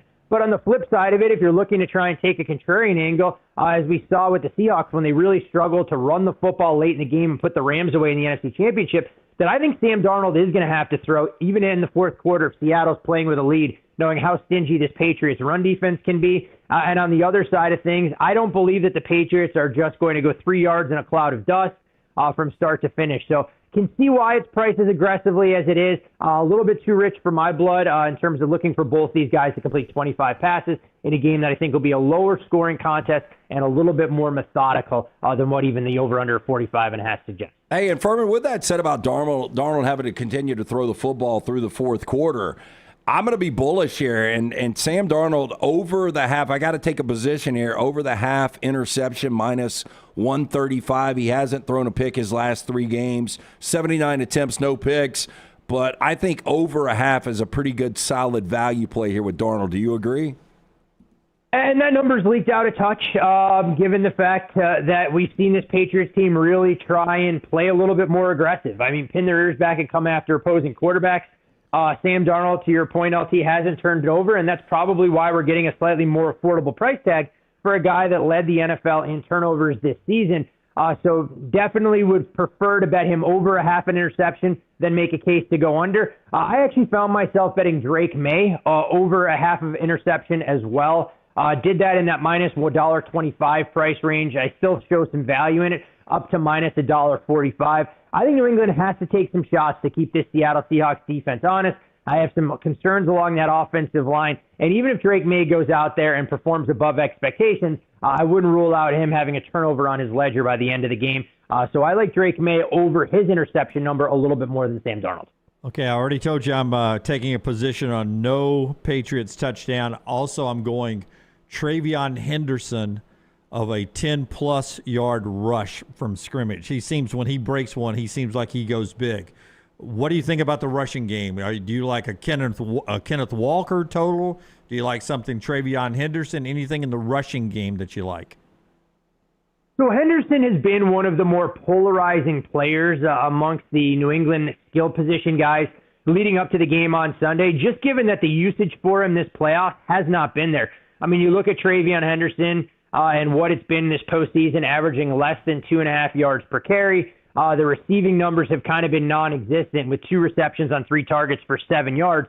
But he is no doubt a little bit more explosive and dynamic as a runner than what the Patriots get out of Ramondre Stevenson. The hardest part about trying to figure out the path for Travion Henderson to put up a successful day, and again, very modest numbers on a variety of fronts, is how much faith Mike Vrabel has in telegraphing some of their plays, knowing that Henderson's pass protection has been kind of his Achilles heel and why we've seen him fall out of favor a bit. He's not a player that I've bet on or against, but I can say that from a recreational bettor standpoint, they see some of those low numbers more so on Travion Henderson's receiving totals, and they're looking to try and bet it over, given some of that big play potential that they think could get schemed up here, knowing how creative the Patriots typically are in games of this magnitude.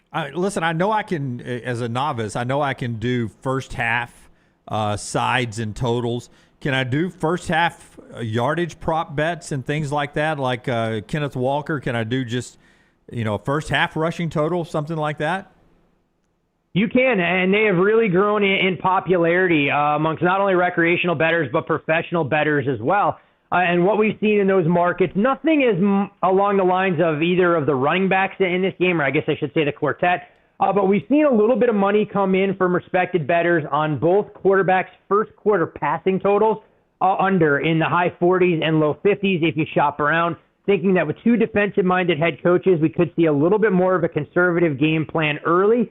If I was looking at the 2, I'd feel more comfortable taking Drake May under his passing total than I would Sam Darnold, just because we've seen how dynamic Clint Kubiak's script has been with some of these first 15 to 20 plays. And I think the Seahawks may come out and be a little bit more aggressive than New England in a game like this. So you have all those derivative markets right there at your disposal leading into this game, and I think that's part of what makes it fun. The game within the game, trying to figure out how the game state and the game script will go. But going back to the Travion Henderson question, and I didn't want to bury the lead, Dunaway, I actually took a strong position on Kenneth Walker to underwhelm in this game. His rushing total has been bet down some from 82.5 into the low 70s, so I don't think you can really attack that there in good faith. But his over-under for total rushing and receiving yards, widely available in the high 90s. Look, I think the Patriots are going to do what they can to neutralize the ground game, and while people are bullish on Kenneth Walker and what he can add as a receiver, that's going to ask a lot for him to go for 30 to 40 yards where I think he needs to be to go over. So I like Kenneth Walker under his rushing and receiving prop quite a bit. Todd Fuhrman, CBS Sports, at Todd Fuhrman on social media, former odds maker at Caesars Palace. Give me value on an MVP. Obviously, Darnold and May are your betting favorites, the quarterbacks. Where can I find some value? If you're able to find a book that'll give you both quarterbacks versus the field, I know it's a little chalky, but I do think that's some of the best value that's out there. The storyline that we've seen is Sam Darnold, and you can understand why he's taking a little bit of money given the fact that the Seahawks are right around a minus 230 favorite on the money line, high level of correlation with the winning quarterback, let alone the narrative around Sam Darnold if he were to go out there and perform. JSN getting a little bit of buzz from folks that are looking to try and move away from a quarterback. My biggest fear in trying to back him and win MVP is what kind of stat line would he have to put forth that would give him a more compelling case than Sam Darnold. You figure JSN would need probably 8-9 catches, 100-plus yards, and a pair of touchdowns, and Sam Darnold would need a couple of turnovers on his resume to kind of exclude him from that mix. I'll go a different side, and since I think the Patriots are going to be live in this game, Ramondre Stevenson in that 28 to 30 to 1 range. I know it's a long shot, but it's a long shot for a reason. His ability, both as a runner and as a valuable receiver against this Seahawks defense, makes him an intriguing option. And maybe the world can right a wrong where James White should have taken home the hardware in that comeback win against the Atlanta Falcons, and a Patriots running back finally gets it across the finish line. So Ramondre Stevenson at 30 to 1, the best value proposition for me if I'm looking to avoid the quarterbacks. Hey, so on the other side of Jackson Smith and Jigba, a former Super Bowl MVP in Cooper Kupp, he's gone over this number in both postseason games. I like the over 3.5 receptions just based on his targets through the first 2 games for Seattle in the postseason, and you're catching plus 135 on the backside. What are your thoughts on Cooper Kupp going over 3.5 receptions? He is the most fascinating player in this game because I think there is such a high level of variance for what his stat line could look like when the game is over. Can very easily see a scenario where he catches one ball for 15 yards and he's a little bit of an afterthought if the Seahawks go in a different direction. Meanwhile, I can see a path where if New England allocates all their resources to kind of taking away JSN, that Cooper Kupp continues what has been a resurgent postseason and puts up some crooked numbers. So if you're going to give me that kind of plus money there and you're willing to go, hey, I think it's 5 receptions or 1, I think it makes a world of sense. What's going to be interesting when you look at the way that New England is going to defend Seattle, I think we'll get an early indication of which players will factor a little bit more prominently. If Christian Gonzalez ends up shadowing JSN, or they potentially go with bracket coverage on him and maybe have Gonzalez end up shadowing another receiver, which could be Cooper Kupp, to take him out of the mix. So that's the nice part about this game as well, is there's a lot of opportunities to get involved with live player props once the game starts. And I think that'll give folks some opportunities to find an edge to exploit once they see how New England wants to defend the Seahawks passing attack. Yeah, I back to the MVP for JSM. I love the 8+, 130+, 2+ touchdown parlay there. You know, I love a parlay. So I like that parlay honestly, there. And normally, Dunaway, I'd laugh at you, but I think that, single game parlay for those stat lines is probably a better approach than looking to bet him just to win MVP, because that way JSN is only competing against himself.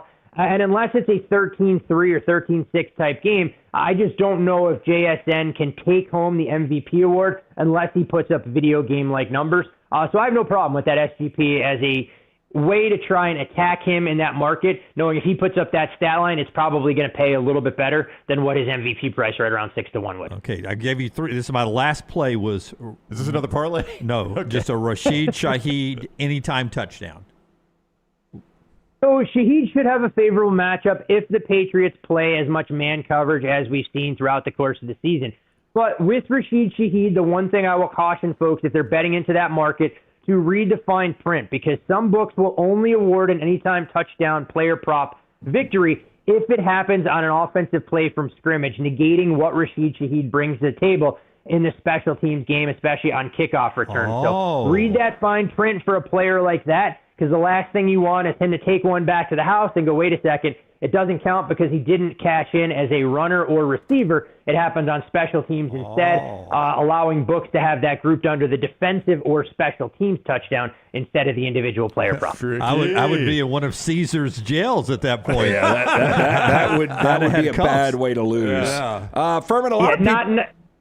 It's one of those things that you always have to pay attention to. A lot of these player props, especially around the Super Bowl when you have so many on the sheets. Hey, finally on the total, a lot of people might be surprised with this New England defense that the Patriots have gone over 6 of their last 8 games. This is sitting at 45.5. Seattle's been back and forth on the over and the under. Do you have a lean on the total right now?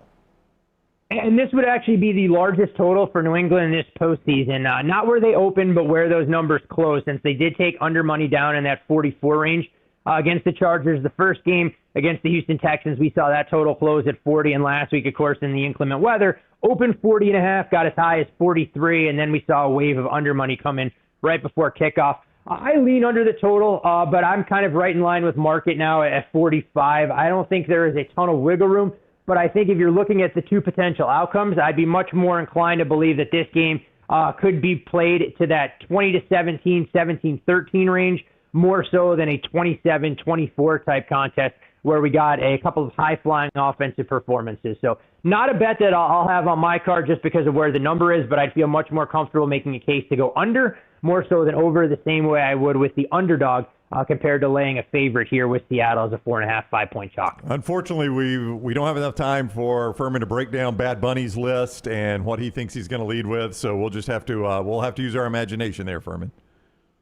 Hey, you know what? Every now and again, you have to try and think outside the box and figure out how you can attack some of those entertainment props. I will leave you with the final note on entertainment. We have seen a little over money come in on the length of the national anthem. That's up about 1.5, 2 seconds. I was just looking at that. From where that opens. So you have to take out that stopwatch. It's not a market that I love to get involved with because it's not black and white and easy to see on the box score. But I figure if Dunaway is looking for a fight with the good folks at Caesars, I mean, the national anthem may give him an avenue to claim that his stopwatch was a little more heavy-handed or a little bit lighter compared to what the official grading is. One other prop, though, that I want to share with you guys, and we're looking at some of the markets, or two, actually. George Holani, all the talk about Kenneth Walker, but Holani actually ran nearly as many routes against the Rams. I like him over 1.5 receptions, a prop that's good up to right around minus $1.40-ish. Think that he could be factored in a little bit more prominently as a pass catcher. And Stephon Diggs, the over-under for his longest reception, sits at 17.5. I think he's going to have to do a lot of his damage underneath and be more of a possession receiver. So I like Diggs under 17.5 yards on his longest reception. Not necessarily great to be the Super Bowl favorite going into a season, but with the announcement from Matthew Stafford last night, do you think there is a possibility, whether the Seahawks or Patriots, win this game on Sunday, could the Rams be the Super Bowl favorite going into next year? It's always interesting to try and see exactly what you're going to get, given the fact that Matthew Stafford still has to get through an offseason at 100%, which is always a little bit disconcerting. The Seahawks will open as the favorite regardless of how the game ends up tomorrow. I think the Rams will be right there behind them. And then you're talking about a logjam of teams with the Ravens, the Bills, the Packers, and the Chargers, probably all priced in the teens. Of course, so much can change with free agency and very little with the draft, as a lot of the players that have come off the board early on aren't going to move the numbers. If I was looking to make a case for a long shot, though, right now, and I do have concerns about the quarterback position for them, I think the Atlanta Falcons at 80-1 are awfully intriguing. With an offensive-minded head coach, if Kevin Stefanski can unlock Michael Penix and the defensive improvements we saw there, very favorable division, that would be the only team that catches my eye at right around 80-1 if I wanted to tie up money for 300-plus days. Boy, you got Scott Forster's attention on the back row, lifelong Falcons fan, giving him some Falcons 80-1 action. Scott's fired up now. It's a team that checks a lot of boxes, and I think Michael Penix is the biggest question mark that they'll have. We'll see how that quarterback situation plays out, but I love what I saw from them defensively down the stretch. They have a couple of game breakers on the offensive side, and the nice luxury, they play in still one of the softer divisions in the National Football League in an NFC that's a little bit more wide open. So I think they're a team that checks a lot of those boxes and has the potential to maybe come from off the pace similar to what the Seahawks and Patriots were able to do this year. Fuhrman, thank you for the time. Enjoy the Super Bowl. We'll see you next week. Always a pleasure, gentlemen. You guys as well, and best of luck at the window this weekend. All right, buddy. Take care. Todd Fuhrman with us on the Alexander Shinara Trial Attorneys Hotline. Charlie Puth on the National Anthem. For those asking in the chat, Charlie Puth is the one that we think is going to go long, apparently. And Brandy Carlisle will sing America the Beautiful, which has been a tradition right before the National Anthem since 2009. We are 8 days away from Valentine's Day. Our friends at Woodhouse Day Spa can save the day for you. Yeah, the voted Birmingham's best day spa since 2009, conveniently located at the Summit Shopping Centers. You can stop in that beautiful location, go see Stuart and the great staff. You can shop right there, buy gift cards, all the accessories, candles, robes, all the great stuff up there at the Woodhouse Day Spa, or you can order 24/7 online. Let your Valentine choose from a menu of over 70 options, the body massages, the waxing, the skincare, the nail services, all of that available right there. And again, you can order 24/7. They will ship you the gift card anywhere you want it to go. Go to birmingham.woodhousespas.com. And our friends at Bojangles remind you the heart-shaped Bowberry biscuits are back at Bojangles, and it's a great cause when the heart-shaped biscuits return to Bojangles because they do it during the month of February. It is the month of love, and it is also Heart Health Month. So help out some of those that might be suffering from heart conditions by just buying a Bowberry biscuit.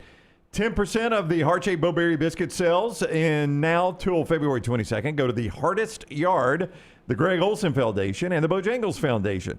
These contributions are going to support heart care services and research in all the communities that Bojangles serves, including ours. So go by your local Bojangles and enjoy a heart-shaped Bowberry biscuit for a great cause. Always at Bojangles, you can make it bow time. And they bring us our tender moment every day on the show, and it's Lindsey Vonn. If you're wanting to watch the downhill live, it's going to be 4:30 a.m. Sunday morning on USA. But she did a practice run earlier today at Milan on her ruptured ACL and made it all the way down the hill. I can't tell a difference.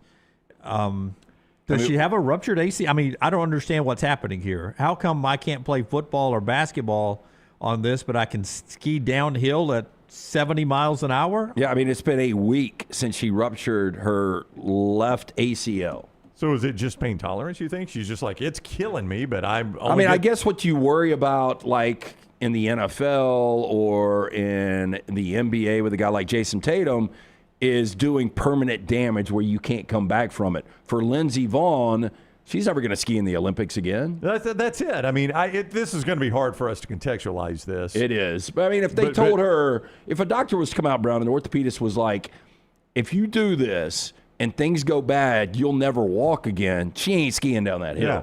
But, like, I mean, the only way I could think of this would be like Harper's wedding or Leighton's wedding or Anna Kate's wedding, right? And a doctor told you, listen, you really shouldn't go to that wedding with your – I mean, y'all are going to go to the wedding, right? Like if a doctor told you – and I see it's so hard to put this in terms we could understand, but I'm just trying to put it in terms we could understand, right? If a doctor told you, I am telling you not to go to that wedding, you can't infect anybody, but you don't need to be, you'd be like, I'm going to the wedding, right? It's my daughter. I'm going to go see her get married. I mean, this is it for Lindsey Vonn. This is her last chance. Let me give you another example. Okay. Let's probably say, better than mine. Again, coming back to the Rams, but let's say that Stafford would have torn his ACL in the NFC Championship game, but they won the game. And Stafford basically said, hey, look, I'm retiring next year anyway. I will play with a torn ACL. So this is a good one, yeah. Yeah, because, like, moving forward, I'm never going to play again anyway. So, like, if it can't damage my career any more than it needs to. And this is my last chance at a Super Bowl. And how big of a story would that be if you had a quarterback going into his final game ever? Scott, is this recent video? Yeah, she posted this is her workout post ACL injury. Yes. Yep, this is her. Wow. Since the injury. That one with the medicine ball. She has got a high threshold of pain. Boy, she does. But you see the knee brace there, and I asked, how is Lindsey Vonn able to compete in the Olympics on a ruptured left ACL? And it says she's relying on an external knee brace, which you see there in the workout, which does what the ACL allows you to do. Extreme quad and hamstring strength and intensive specialized training to stabilize her knee. Now, I did read, though, and this is, just practice, but she was 7th fastest of the 11 people that had gone at the time she went down the hill. That's what I was going to, like, what is the expectation if she's 100% healthy as a 41-year-old in this event? Yeah, I don't think expectations are particularly high. She had won before, you're talking about since the rupture? Well, yeah, I mean, if she's before, she had been winning World Cup events. Yeah. But since the rupture, obviously, is she trying to gold or just to make the medal stand or just to compete? I mean, she's trying to gold, obviously, because that's who she is. But I think that, ultimately, you're just like, this is my last chance. I mean, she'll be 45 next Winter Olympics. Yeah. So, I mean, well, she's already retired once. This is it for her. This was a comeback story anyway. Right. So, I mean, interesting. I'd be so drugged up I couldn't feel my knee, but you still can't get down a mountain where you could die. So it's probably a bad idea right there. Yeah, that's our tender moment of the day. By the way, of all the Winter Olympic events, there is only one that the U.S. has never medaled in, and I've got a choice for you. Curling. Is it A? We've actually medaled in curling, by the way. I'm trying to, let me make sure. So you're going to give us Olympic winter events, and only one of these is America not medaled in. Medaled or gold medaled? Medaled. Medaled at all. But I got to find which one of these morning reports I got this in. I know it's not bobsled because remember our girl here in town got the gold there, right? Vanetta Flowers. Vanetta Flowers. Yeah. Yep. I think this is the one that'll have the question here. Yeah, I don't know what it would be. I'm looking. Here we go. All right. Team USA has medaled in every Winter Olympic sport except for one. Which of the following is that sport? The A, luge. Luge. The B, the biathlon. the C, the Nordic Combine, or D, curling? I'm going to go Nordic Combine. I was going to go Nordic Combine, but because you did, Brown, that I will go with the biathlon. LT is right, the biathlon. And is that the one where you ski cross country and then you stop and shoot a target? I thought that was Nordic Combine. Would love to tell you what the biathlon is, but I got no idea. I thought you just described. But the mixed 4x6 kilometer relay biathlon final is Sunday at 7:05 a.m. Maybe. Anybody cares. Yeah. So if you have, this is our year. If we've apparently medaled in the luge and the Nordic Combine and in curling before, but never the biathlon. Cross-country skiing with small-bore rifle shooting. Yeah, that's what I was talking. So I thought Nordic Combine. It's across that snow through the trees, and then at certain points you stop, you fall down to your stomach, and you hit a target. Yeah. Then you get up and you start skiing again. That's man's work right there. I think the ladies play. I think the ladies do it too, Joe. Here's the 2026 U.S. Olympic biathlon team: Lucinda Anderson. I'm playing Margie her. Freed. Yeah.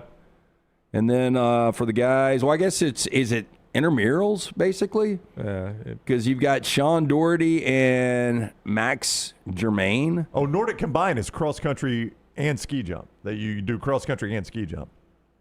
Well, I tell you what, after that cross country, those tired legs, that ski jump gonna get tricky, isn't it?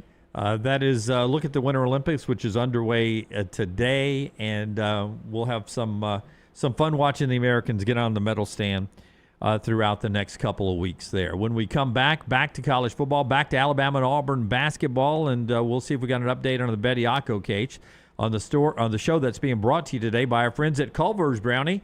Anywhere you're going this weekend, Culver's can help you out. Yeah, whether it's win or lose, Culver's is a great place to go. You can celebrate those juicy butter burgers are a great way to celebrate those crispy crinkle cut golden fries, those gooey golden cheese curds, and the creamy custard at the end.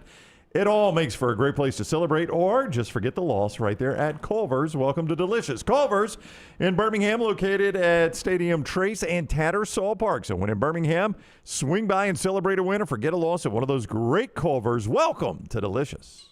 Take the next round anywhere you go with official Next Round gear. Buy yours today at nextround.store. Hop in.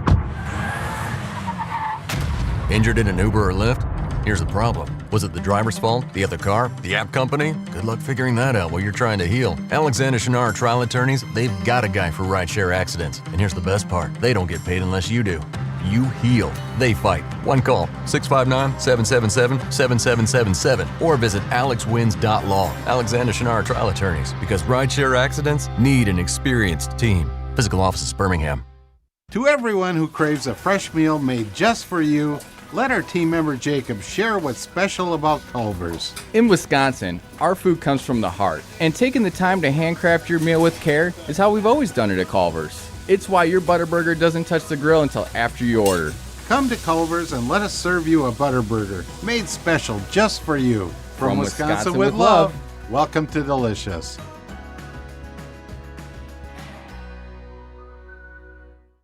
At Central State Bank, we are large enough to serve you and small enough to know you. Manage your money with ease, whether it's mobile banking, hassle-free checking, competitive loans, business solutions, or personalized financial advice. We're your hometown bank with big-time service. Visit us today and experience banking made simple, because at Central State Bank, you come first. Member FDIC.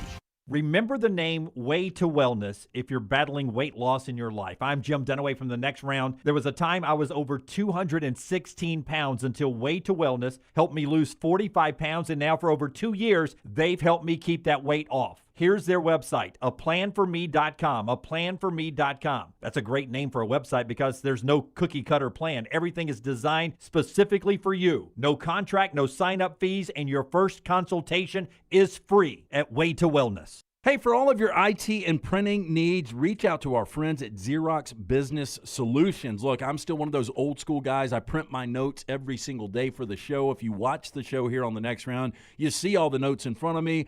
from day one, Xerox Business Solutions. They've been with us here at the Next Round. Local for over 45 years. For all of your IT and printing needs, visit XeroxBusinessSolutions.com or call 205-969-3000. That's 205-969-3000. Hey, there's nothing worse than waking up to a plumbing problem. Don't get caught in a flooded house. Call the guys at Hemphill Services. Adam, Chad, and the team at Hemphill are the only ones I trust to fix it and fix it right the first time. Hemphill Services does it right and always at a fair price. For all of your plumbing, cooling, and heating needs, trust the name that Birmingham has trusted since 1954. That is Hemphill Services. Call now, 205-229-2090. That's 205-229-2090. Hey guys, Valentine's Day right around the corner. Why go out and battle the crowd at restaurants when you can have the best meal right there at home from our friends at the New York Butcher Shop? Right now, the Valentine's Day special, 2 certified Angus beef fillets, 2 twice-baked potatoes, fresh salad for 2, yeast rolls. The Choice, $69.99. The Prime, $79.99. Available for pickup Thursday, Friday, and Saturday. Make the call. Cahaba Heights, 205-970-7300. Greystone, 205-703-8825. The New York Butcher Shop. Rare quality, well-done service.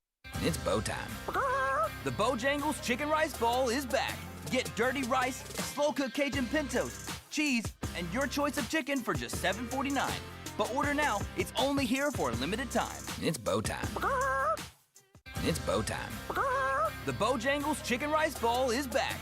Get dirty rice, slow-cooked Cajun pintos, cheese, and your choice of chicken for just $7.49. But order now. It's only here for a limited time. It's bow time.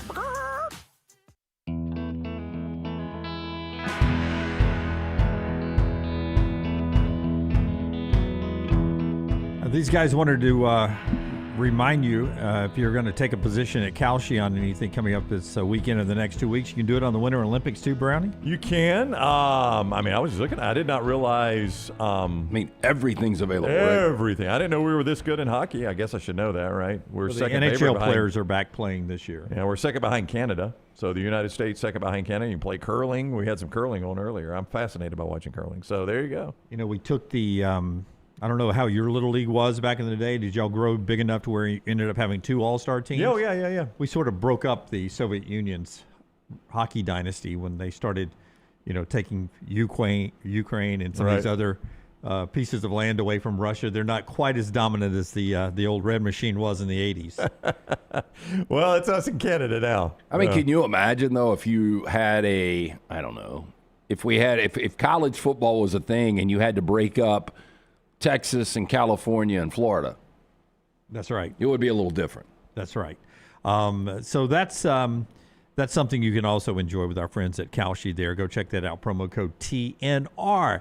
Let's get to our 4 downs today. It's brought to you by our friends at Central Alabama Asphalt. And I know I focus on the parking pad you can get made of asphalt. They've got a lot of different ways to help you with big and small projects. Yeah, absolutely. And they are proud to be our sponsor here on 4 Downs. But if you're looking for whether it's commercial or residential, you want that new driveway, our friends at Central Alabama Asphalt and Construction can help. Based in Tuscaloosa, full-service asphalt contractor trusted on major state, government, and municipal roadway projects across Central Alabama. Not just a big job company. They also have a dedicated division focused entirely on private driveways, smaller asphalt projects, same crew, same quality, same no excuse standards, no matter the size of the job, from highways to neighborhoods. Central Alabama Asphalt is a client-oriented, quality-focused, and built to deliver. For estimates or opportunities, call 205-764-4961. Tell them the Next Round sent you. You can also check out the website today for more information, centralalabamaasphalt.com. First down.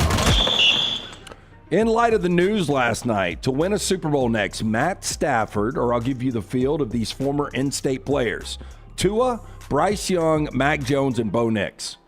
Better chance of happening. One of those 4 wins a Super Bowl, and Matt Stafford wins his second. Well, I don't even think Tua's a starter next year. I don't know where Mac Jones is a starter, and Bo Nix just went to the AFC Championship game. I mean, I've got to go Matt Stafford here, Dunaway. Yeah, it doesn't seem like it's close. Yeah, even. Yeah, I don't even know what. But I mean, that's odds are here. But that's a 1-year grab. I mean, Stafford, there's no chance he plays after no year. Yeah, but you're giving me one starter right now.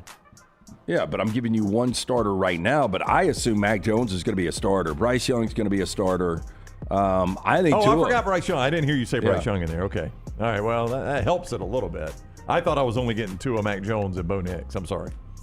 Still going Matt Stafford. But yeah. I was about to ask, do you see yourself, Bryce Young, winning the Lombardi Trophy? I do not, no. But, I mean, did you see Sam Darnold winning the Lombardi Trophy? I certainly did not, and I think that's probably going to happen Sunday. Second down. Better chance of happening Sunday. Game goes to overtime or a defensive player wins MVP? Better chance it goes to overtime than a defensive player wins the MVP. We've had a handful of defensive players win this game. Larry Brown in a weird situation there. Win it for Dallas. Did James Harrison win it the year he returned the interception for a touchdown? No, I think Santonio Holmes won it, actually. For Pittsburgh. I don't remember. I remember Richard Dent won it for the Bears. I remember when the Seahawks won it, the linebacker, what's his name, something Smith? Yeah. He won it. Dunaway, if you think New England's going to get shut out, find you a Seahawk on that defense. Yeah, to me, though, this game's a blowout. Well, if it's a blowout, then Sam Darnold's going to be your guy. 30-6? Yeah. So you're going Sam Darnold lifting the trophy. Defensive MVPs, the last one was 10 Super Bowls ago, Von Miller. He did it 2.5 sacks, 2 forced fumbles. Malcolm Smith has done it. Yep. Dexter Jackson with the Buccaneers. Ray Lewis, Larry Brown, Richard Dent, Harvey Martin, Randy White, Jake Scott, and Chuck Howley. Basically, if you were a Cowboy. I mean, it sounds like about 20%. I mean, the odds are probably the same. Normally and you can check the positioning on Kalshi, but normally it's about 8-1 to pay for a overtime game. Right. 10 out of 59 have been defensive guys. But Cowboy defensive MVPs, Larry Brown, Harvey Martin, Randy White, and Chuck Howley. So when the Cowboys have the MVP, Harvey Martin and Randy White were the same Super Bowl. So they were co-MVPs in Super Bowl 7. So that's almost cheating. And by the way, they're not going to do co-MVPs ever again. Ever again, yeah. Well, you know why? Number one, you have to pay two people to go to Disney. Yeah. Yeah, but you know how pissed these sports books would be if you pay two? Yeah, and you only got the one trophy. Kind of awkward there when they're having to hold the trophy together. Third down. Couple of celebrity birthdays here. Axl Rose, 64 today. Forrester, you're going to love this. Better career, Axl Rose or Rory McIlroy? Rory won a career Grand Slam. That is incredibly rare air in professional golf. So I got to go. I would have to go Roy. Yeah. Come on. What?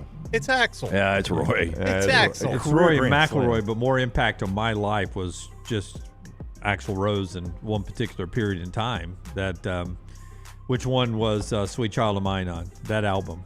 That whole album is yeah. Possibly 87. the best album in the history of rock music. Do not disagree. It's right up there with it. Music, period. I mean, and when did that come out? 87? 87. Yeah. So that's senior year of college for me. That was a pretty influential time. That was a good album. I was telling the story the other day of the Birmingham race course to a guy that lives here now. My pastor, actually. He's originally from Atlanta, has lived a lot in South Carolina, too. Had never heard the story about the Birmingham race course. Well, these are the closest to my Jordan 4s. They're not Jordans, but this was the look of the ones I left on the doorstep that got taken out by the trash after it was a combination of mud and horse shit. Yeah, I was like, that was a legendary concert around here. Like anybody that was at that concert will tell you they were at that concert. Dude, I remember we went and tailgated, pre-gamed at Applebee's at Brookwood Mall. And at that point, we were 19 years old, and we were pounding pitchers of screwdrivers. And then I remember we went and hung out at the parking lot all freaking day long for Skid Row to open for Guns N' Roses. And Guns N' Roses did how many songs? I had a buddy, and I'll tell you guys the story afterwards, but he was driving somebody else's car, and he ended up hitting a bystander that ran in front of the car. Oh, yeah, I remember that. So he got pulled out of the car and got in a major scrap, ended up getting arrested. I mean, it was a wild night. How many songs did Guns N' Roses end up doing? I don't remember. But not many, right? Not a lot. Not a lot. I mean, it was a mess. I remember it being 3, but I could be remembering wrong. They put on a hell of a show. The best I saw them, though, was the Appetite for Destruction tour when they toured with Motley Crue. They opened for Motley Crue for the Girls. It was a really good show. 4th down.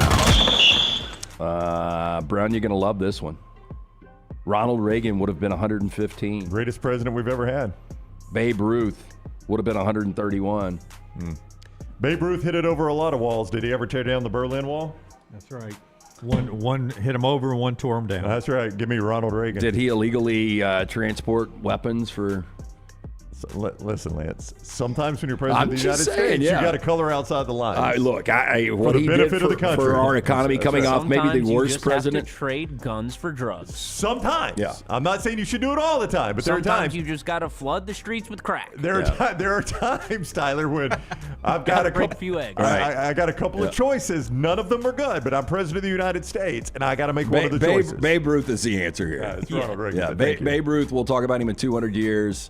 Ronald Reagan, very good president. Great for our economy, but you're right. He did flood the streets. If you've never seen Snowfall on FX, now on Hulu, it is worth the watch. It is a top 5 show from start to finish, and it's got a lot to do with that. So wait, for those, I don't want to get into it, but so you think the president was in charge of that? Oh, he was very involved. He knew exactly what was going on. Wow. 1,000%. And then there were also a lot of just like side operations going on, just like CIA agents acting like cowboys. It's like, I'm going to get into this now and make some side money. Yeah. He looked the other way, but, it happens every day. Yeah. We can't be to the level of power we are without, as you said, breaking a few eggs. Every president that has ever served at some point was like, boy, I did not think I'd have to be making this decision, and it sucks, but I got to make this decision. Well, I'll tell you, though, we talk about Kalen DeBoer and how difficult his job is. Who followed Ears Whitworth? It was Bear Bryant. Okay, well, that was the equivalent of following Jimmy Carter, right? Like, you couldn't be in a better spot. Yeah, the United States. You can go watch Our interest rates are like 20%. Yeah, you can go watch the documentary on the hockey, the 1980s hockey, which I hear is fantastic. That's out on Netflix right now. With, believe this or not, never before seen video. I thought we had seen all the video we could possibly see from that, but apparently not. But yeah, that was part of that. Was America was pretty low at that time. Yeah. Coming off of Vietnam. Well, a lot of things. Vietnam, like Lance said, the Watergate. economy was bad. Gas prices were outrageous. Gas was running out. They had to... we were being held over a barrel literally by the Middle East. Yeah. We were rationing gasoline. It was a terrible time. All that coming off of policies put in place in the 60s and 70s. That's Jimmy right. Carter had 4 years. I don't know if it was all on him. Yeah, but he's like widely regarded. It seemed like it was a problem that he inherited. But the economy was booming under Ronald Reagan, including in inner city South Central Los Angeles with all of the crack that was going down. That is our 4 Downs today, brought to you by our friends at Michelson Laser Vision. Tell us about Michelson. Yeah, 205-969-8100. Dr. Mark Michelson, the first to perform the LASIK procedure in the state of Alabama back in 1995. I got the procedure done in 2003. Still have the 2015 vision, better than 2020. Make the phone call that I made, 205-969-8100 for more information, michelsonlaservision.com. By the way, Tom Brady catching some heat Super Bowl weekend because he said, quote, "I don't have a dog in this fight," when asked who he is cheering for this weekend. And his former Patriot teammates from Gronkowski on down pretty upset with him about that. They should be. And Gronk also in the media, and Gronk's like, I'll take a side on this. And I know Brady is part owner of the Raiders. He's on Fox, but you're a New England Patriot. Like Dunaway, he won a Super Bowl for your franchise. You would even consider him a great New England Patriot. Like, you don't think of him as a Buccaneer, do you? I don't think we're putting... Well, I mean, I appreciate the Super Bowl. No, I know you do, but when you think that bust is going to be... We're not putting a statue up with him in Tampa. When you think Tom Brady, close your eyes and envision Tom Brady. Is he wearing a Patriots uniform or a Buccaneers uniform? Yeah, he's wearing... he's working out with no shirt in my dream. Well, and I don't even care if he ends up being the next Bob Kraft. If he ends up getting more and more percentage and the Raiders end up winning 3 or 4 Super Bowls, he still is a Patriot. And look, I think one of the delicate things is they're about to hire Clinton Kubiak, the offensive coordinator for Seattle, and people are trying to take that angle. Well, he's going to be his boss. Doesn't matter. All of what the New England Patriot organization did for Tom Brady's career, without them, he is nothing. Like, I think it's pretty silly. Like, these are somewhat tangential. I think it's pretty silly that we on College Game Day, like, Kirk is calling the game, so he's not going to make a pick. I'm like, come so on. dumb. Is that really Yeah, it's really going to affect. I mean, Musburger never made a pick, but he bet on every single game he was calling. I'm like, it really doesn't matter. I mean, Kirk, I kind of want to know who Kirk thinks is going to win the game, actually. I mean, I think you do a disservice that we do it that way. And this is kind of the same thing like Tom Brady. I'm on Fox, so I'm not going to make a pick. Or I guess I'm co-owner of the Raiders, so I'm not going to make a pick. I mean, come on, man. We know you played for the Patriots. I have had so many guys, not so many, but I have had a handful of guys that have covered games that have been like, who do you like on this game? Oh, gosh, I mean, yes. all these guys in the broadcast booth, they're betting on these games. Let them pick it. Yeah. According to AI, tangential started in the late 1950s and peaked in use in 1961, has declined in use since. Okay. Did I use it right, though? Give me a definition of tangential. I was going to say, you are the only. Relating to or along to Thank a you. tangent, diverging from a previous course or line, erratic, hardly touching a matter, peripheral. Tangential, the only time it will be used in sports talk all day is right here Guys, on look, the next round. I am sorry. I went to Jacksonville State University, and my education is superior to what you two had. Yeah. I tried to tamp it down as much as I can. I think you do work on your vernacular. Yeah, because, you started this about 10 years ago. Yeah, I think you read a couple of different words because you want to throw them out because you lack that Spanish credit. Yeah, I mean, Don Killingsworth, president of Jacksonville State University. If you guys want to take shots at him, take shots at him. It's a great learning institution. I am so sorry it offends the two of you that I've got a better education. I try not to flaunt it. I really do. I try to keep it in here, but sometimes it jumps out, and I apologize for that. Yeah, I am so sorry. I just asked AI who uses the words tangential, and then my computer would not show me the. They said a soft mother. This is it's a not suitable for work image. I can only imagine it's a male body part. By the way, have you seen the ski jump story? Is that in trash? It's probably just a strap on. Have you seen the ski jump story? I have not, no. You did not see that? Is Lindsey Vaughn involved? No. Hold on. Is it in trash? Wait an hour. Okay, it's in trash. Okay. All right. Coming up in a little bit. The show being brought to you by our friends at New York Butcher Shop. One more thing before we get to the top of the hour. Tell us about New York Butcher. So a couple of big events right here coming up. Obviously this weekend, the Super Bowl. Next weekend, Valentine's Day. Look, you can be the hero of both. For Super Bowl, that Boston butt sale available for pickup today and tomorrow. The smoked chicken wings, $11.99 a pound, available after noon tomorrow. You can call and reserve these. Again, the Boston butt, fully smoked, $39.99. Cava Heights, the original location, 205-970-7300. Greystone, 205-703-8825. And don't forget Valentine's Day. You don't want to battle the crowds. Cook it right there at the house. It's going to be the best feast. The wife or girlfriend will love it. For the Valentine's Day special, 2 certified Angus beef fillets, 2 twice-baked potatoes, fresh salad for 2, yeast rolls, $69.99 for the choice, $79.99 for the prime. Available for pickup next Thursday, Friday, and Saturday. One-stop dinner shop. Rare quality, well-done service. It is the New York Butcher Shop. So, Brownie, this Bediako thing, does it last longer than 2 hours? It apparently does. Apparently does, Jim. Are they substituting Bediako out? He can't stay on the.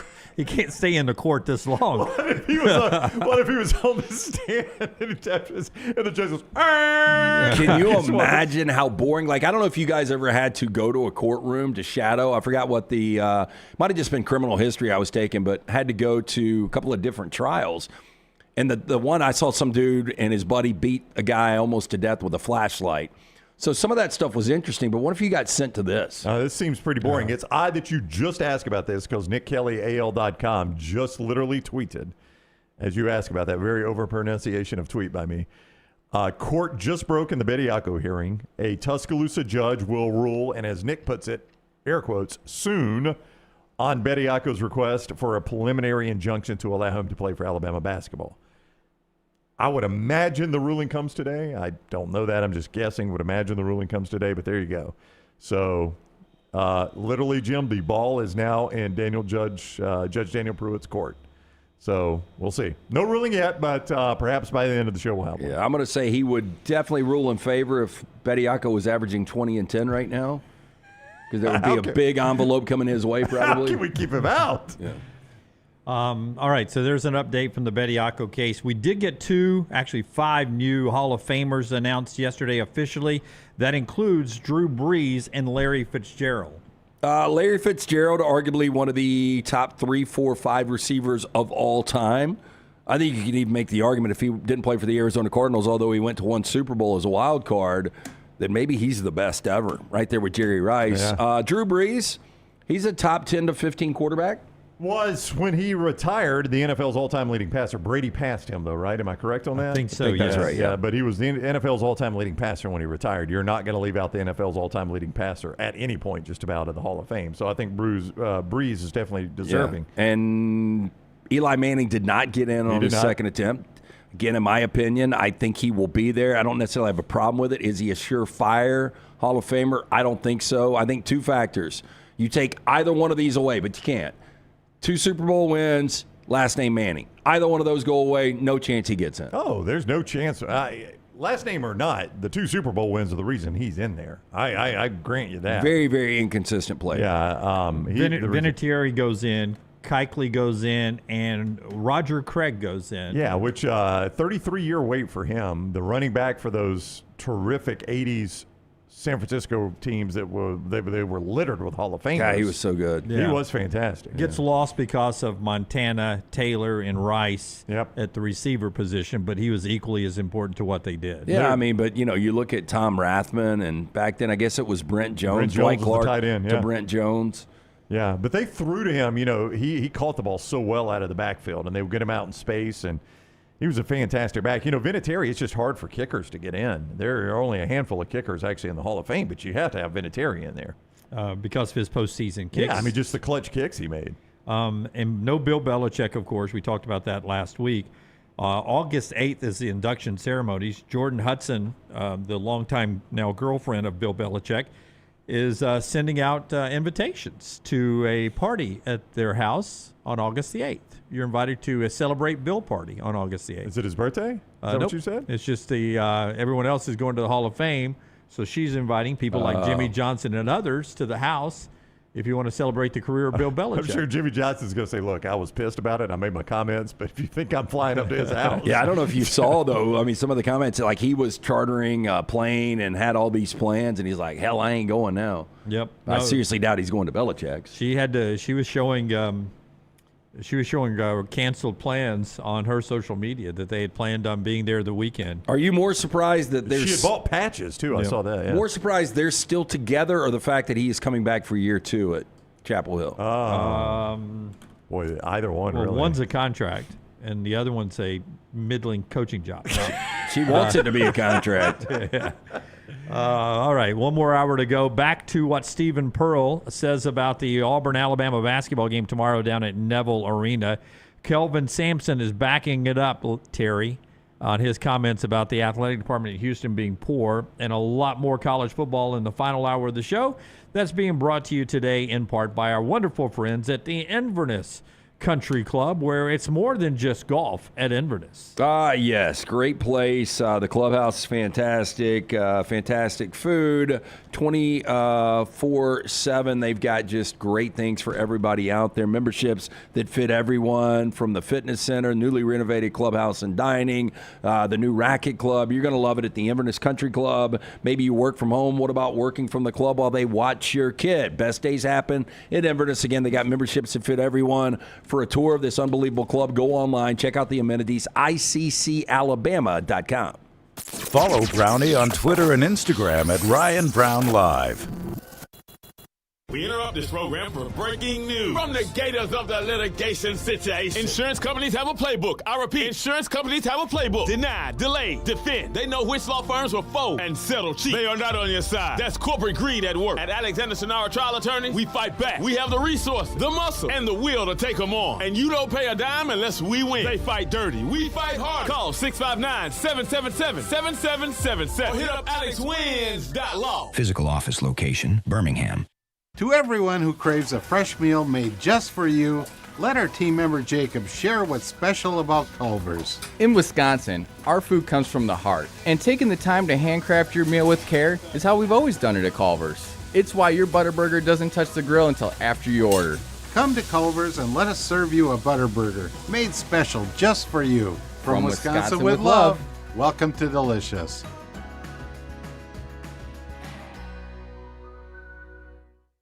At Central State Bank, we are large enough to serve you and small enough to know you. Manage your money with ease, whether it's mobile banking, hassle-free checking, competitive loans, business solutions, or personalized financial advice. We're your hometown bank with big-time service. Visit us today and experience banking made simple, because at Central State Bank, you come first.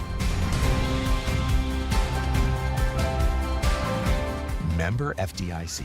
Hey, for all of your IT and printing needs, reach out to our friends at Xerox Business Solutions. Look, I'm still one of those old school guys. I print my notes every single day for the show. If you watch the show here on the next round, you see all the notes in front of me.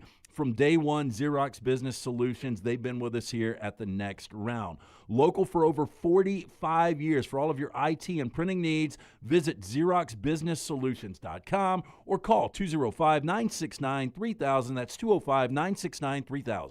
Sterling and the fine folks at Champy's Chicken on Highway 119 in Alabaster want to welcome you in for a great lunch or dinner starting at 11 a.m. every day. Chicken that's brined overnight and cooked to order, and the taste of the Delta with those Delta recipe tamales. Champy's is perfect for all your tailgating needs this football season. You can also choose Champy's for your next party, wedding, or birthday. Great food, great people. Champy's Chicken on Highway 119 in Alabaster, and everything online at champyschicken.com. Hey, let me tell you about our friends at Urology Centers of Alabama. Compassionate and comprehensive urological care with 35 physicians, 17 locations across Alabama. Their patient-centered approach to all of your urological needs. Remember, they've got that new men's health center. It is beautiful, helping men with a wide range of sensitive male issues in a comfortable environment. You can always go online, visit urologycentersalabama.com, schedule an appointment with one of their many urologists today. Remember the name Way to Wellness if you're battling weight loss in your life. I'm Jim Dunaway from the next round. There was a time I was over 216 pounds until Way to Wellness helped me lose 45 pounds, and now for over 2 years, they've helped me keep that weight off. Here's their website, aplanforme.com, aplanforme.com. That's a great name for a website because there's no cookie-cutter plan. Everything is designed specifically for you. No contract, no sign-up fees, and your first consultation is free at Way to Wellness. It's bow time. The Bojangles Chicken Rice Bowl is back. Get dirty rice, slow-cooked Cajun pintos, cheese, and your choice of chicken for just $7.49. But order now. It's only here for a limited time. It's bow time. It's bow time. The Bojangles Chicken Rice Bowl is back. Get dirty rice, slow-cooked Cajun pintos, cheese, and your choice of chicken for just $7.49. But order now. It's only here for a limited time. It's bow time. Jim Dunaway, Lance Taylor, Ryan Brown.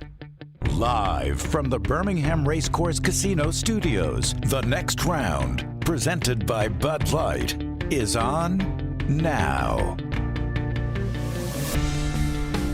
Final hour of the show being brought to you today by our friends at Champy's World Famous Fried Chicken, champyschicken.com. Unbelievable folks there at Highway 119 in Alabaster, just off the I-65 exit. We're about to get to that part of the year where you'll be driving through our area on the way down to the Gulf Coast, or driving back through our area on the way back from the Gulf Coast or the lake or wherever you're heading.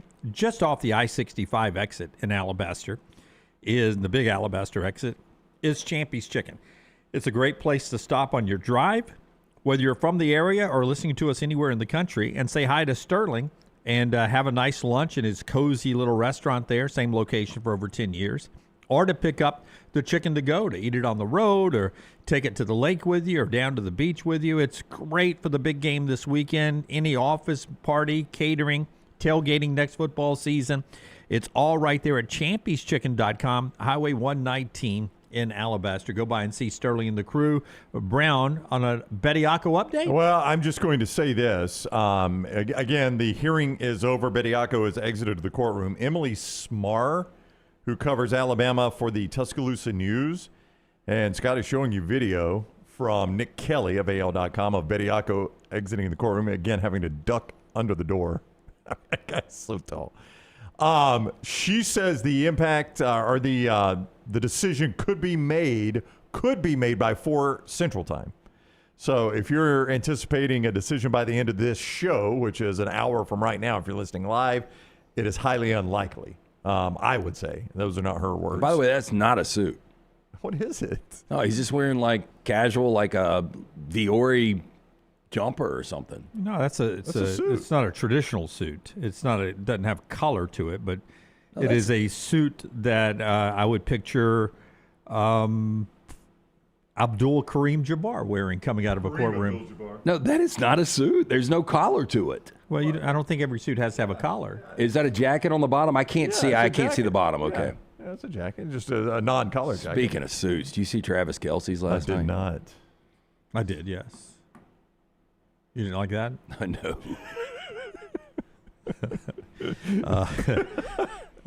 Travis Kelce was wearing it, Jim. That was your first clue. Yeah. Well, I mean, I don't think a 19-year-old in the NBA draft would wear what he was wearing last night. The fine folks at Auburn and Stephen Pearl getting ready to host Alabama tomorrow, 3:00. And Stephen Pearl cut 2, Tyler. This is Stephen, first-year head coach, but he's been around the program long enough. He knows what this game, it's a regular season game. It's one of many, but Stephen understands. I'm going to tell our guys, like, this game matters, to our fans. And we always talk about wanting to do things for our fans. And, if you want to make our fans happy, you beat Alabama, so it has some real significance, but our guys all know that this is a big game. But we can't approach it like it's any different from, games that we played last week. But yeah, I mean, they all recognize the significance of it. They've seen it on TV. So, our guys are just obviously excited for another record sellout and, against another quality opponent. Now, last year's 2 games in the regular season was 1 versus 2, first time in this state's history. AP number 1, AP number 2 in Tuscaloosa, which Auburn won. And then down at the end of the regular season, Alabama won that overtime game with the great bucket at the buzzer from Mark Sears that I thought did wonders for Alabama at that time and broke a big Auburn home win streak. So they were monumental games last year. The importance of this year's games, specifically this one right now, they'll play the last game of the regular season in Tuscaloosa on the return game. But for this game tomorrow, 2 5-4 teams, 2 teams that are way closer to the bubble this year than they were last year. Is this a defining moment in the season for either one? It felt like A&M in Tuscaloosa was a little bit bigger for Alabama. I think it is. Yeah, it's a really big game. I mean, one of these teams is going to drop to 500 in conference. And I don't know where we are on either one of these teams right now. Doing Bama and Bourbon yesterday, I asked Suttles towards the end of it, like, where are you on Alabama? Like, what do you know about this team? And he's like, I don't know. Yeah. Like, I think they're both so incomplete, and I think they could go either way. Like, would I be absolutely shocked if one of these teams was an Elite 8 team? I wouldn't be absolutely shocked. But at the same time, would I be absolutely shocked if one of these teams is one of the Final 4 in the college tournament last this year? 4 in, you mean? Yeah. They absolutely, to your point, what he's saying, Brown, I think here is these 2 teams could absolutely wreck your bracket on bracket. One way or the other. Yeah. Like if you do have them bouncing in the second round or the first round, they could easily be there Elite 8. If you have them going to the Elite 8, they could easily lose a first-round game. And that's not limited to these teams. No. This is true of a lot of college basketball. I mean, for instance, Alabama's Final 4 run that team was leaking oil going into the NCAA tournament. You would not have got housed in Nashville. Oh, got embarrassed in Nashville. Ironically by Florida, I believe. Yeah, well, that's become a bit of a theme. But that was a terrible team going in. It just, sometimes it clicks and all that. I just think in terms of right now, this game is bigger for Stephen Pearl. I would say it is a big game for Stephen Pearl. It is your first game as the Auburn head basketball coach in your arena against your rival. Nate Oats has performed very well against Auburn. I don't know his overall record, but it is a winning record by a few games over Auburn. He's actually got a winning record, if I'm not mistaken, at Neville Arena. So, not only has he performed well at Auburn, he's performed well against Auburn in an extremely difficult place to play. Stephen Pearl's never coached this game. So if there is pressure on anyone or anything, it is on Stephen Pearl. It's not going to define his career. But this is your first look at this, right? And Bruce Pearl evened this thing up. And you've followed Bruce Pearl now. It's going to be, you're going to be compared to him every step of the way. And one of the ways you're going to be compared to him is your performance against your in-state rival. Well, Stephen got asked about that. Cut number 1, Tyler, if you can give me cut 1. He was asked about, is this the premier rivalry in the SEC right now? Stephen, how much do you feel like this rivalry's grown since you first got here, and do you feel like it's become the premier rivalry in the SEC? Yeah, the rivalries, it's always been a big deal just because, both schools and what the Iron Bowl was with football, right? But as both these teams both these programs have had so much success, you look at, from 2018 until last year, there's been 9 SEC championships between the two programs, and that in itself has elevated this rivalry to the best one in our conference in that time. The first 1 versus 2 last year at their place, no other rivalry can really say that in our league. So it's definitely been elevated to a level that I don't think any of you in this room thought it would ever get to. And, I know Nate's done a phenomenal job in his time, but now it's, my job to, try and keep it in that area, because I know our fans obviously, respect it, appreciate it. And, it's been a big reason. Our players look forward to it as well. So, it's definitely grown into probably the best rivalry in this league right now. Yeah. It's an interesting question because I don't know what other direction you would go. I mean, Tennessee, Kentucky, Tennessee, Florida, Kentucky. Florida, Kentucky used to be when Donovan was there, and I guess that was already Calipari, right? Donovan and Calipari head-to-head? It was Patino to Tubby Smith. To Gillespie, to Calipari, Billy Gillespie. Don't forget those disastrous days. Yeah. But I think you had some Calipari, Donovan head-to-head, and that always felt like a big game. Kentucky, Tennessee has felt like a big game. The truth is, I don't know that there is a premier rival in this league. We don't have a Duke, North Carolina. We don't have a 3 o'clock tomorrow for Auburn, Alabama. Main ESPN at 7:30 tomorrow is Tennessee and Kentucky. Right. That tells you. Yeah. I mean, they could have put either one of those in the primetime game, right? Yeah. I don't know what that means, but that's where those games are tomorrow. And look, I know we're closer to it here, but much more intrigued with Alabama-Auburn than Tennessee, Kentucky. List for me the premier rivalries in college basketball.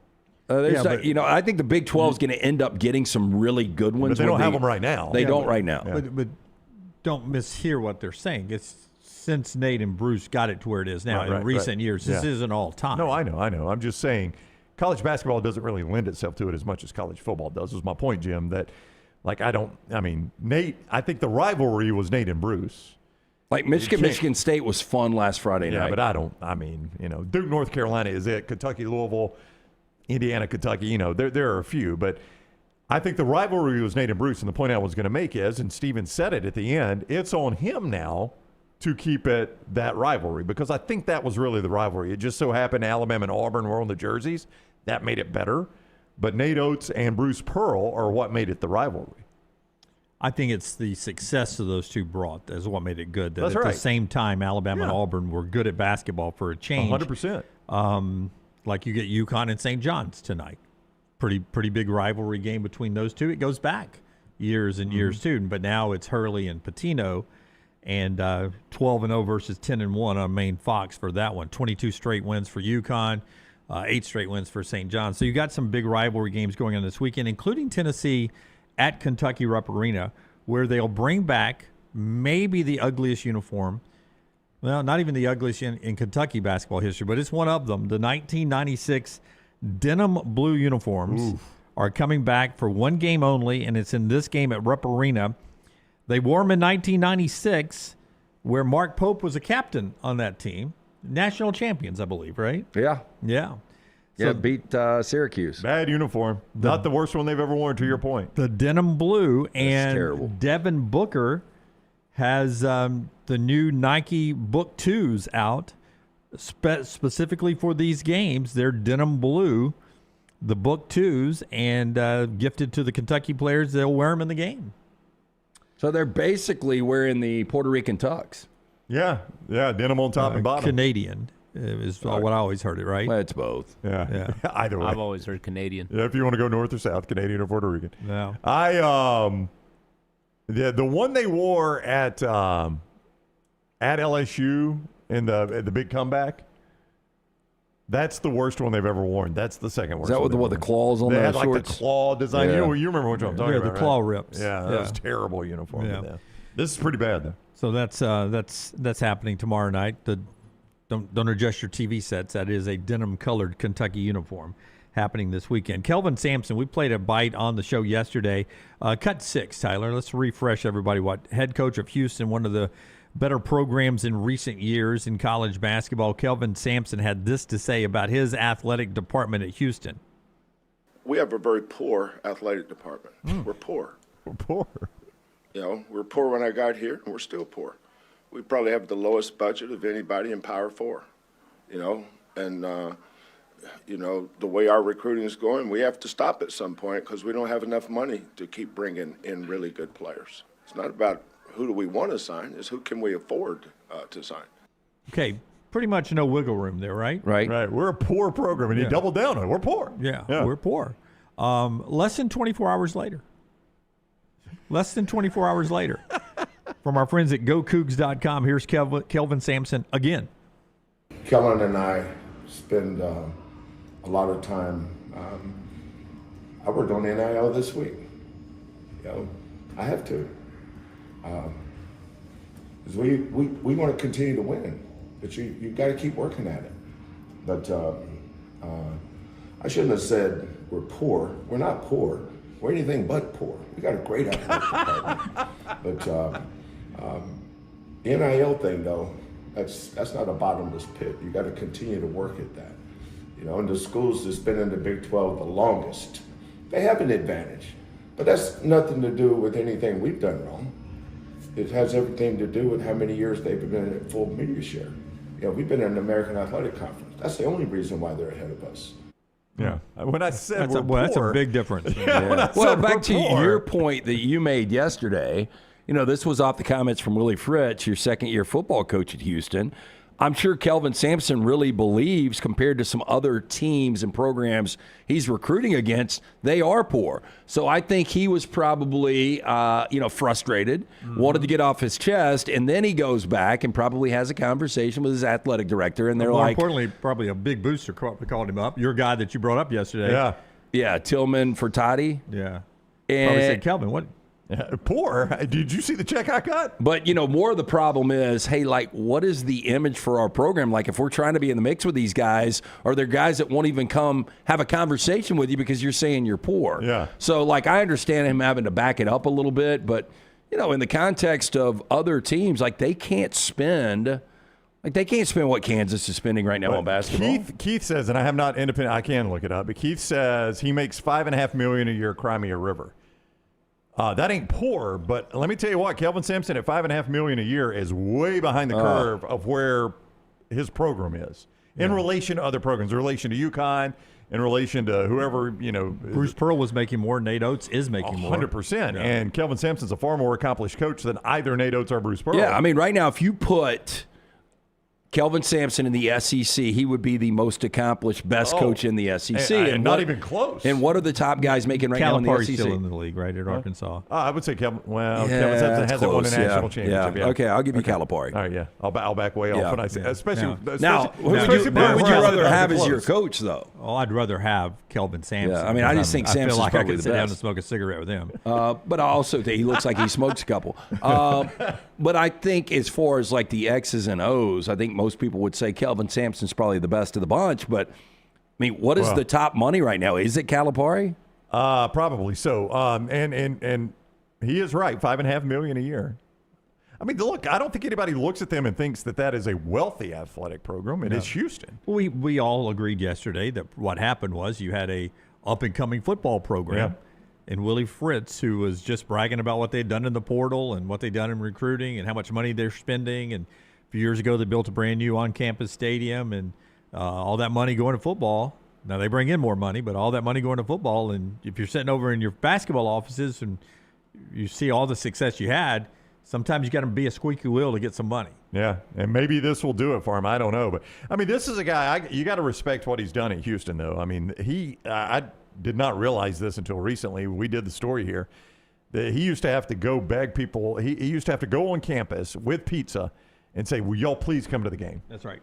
please just come watch us play basketball. Yeah, to a very small on-campus. To a very small on-campus facility, and he has turned that into a national power. Yep. I mean, it's a remarkable one of the greatest rebuilds we've ever seen in basketball. I mean, it is hard to say that you are poor when you are the 16th, according to this, 16th highest paid coach in college basketball. Yeah, but he, of course, is talking about money being spent other than to him. That's right. But I would think that it should be a reflection on both, right? Like whatever you can pay your coach, you should be in that realm. If you can pay your coach top almost 15 money, shouldn't your program have top 15 money? That's right. They should go side by side. Yeah. To college football and some money-related things here, brought to you by our friends at Oats, where if you're looking for a great place to hang on Friday nights, they've got live music and always a great place to watch games as well. Yeah, live music tonight, tomorrow night. As you said, great place to sit back, watch all of the college hoop action tomorrow. The food from Rodney Davis since almost 4 decades now. The award-winning wings, delicious burgers, great sandwiches like the Diablo sandwich, ice-cold beer buckets. Get in, see Will Haver and that great staff. 2 locations, newest in Edgewood, original location in Crestline, Birmingham Institution. It's Oats Tavern. The SEC announced yesterday they passed the $1 billion distribution mark for the first time in conference history. That's massive, by the way, and very close to being what the Big Ten does. Works out to be about $72.4 million per school, minus Texas and Oklahoma, who got slightly less because they're not full members yet.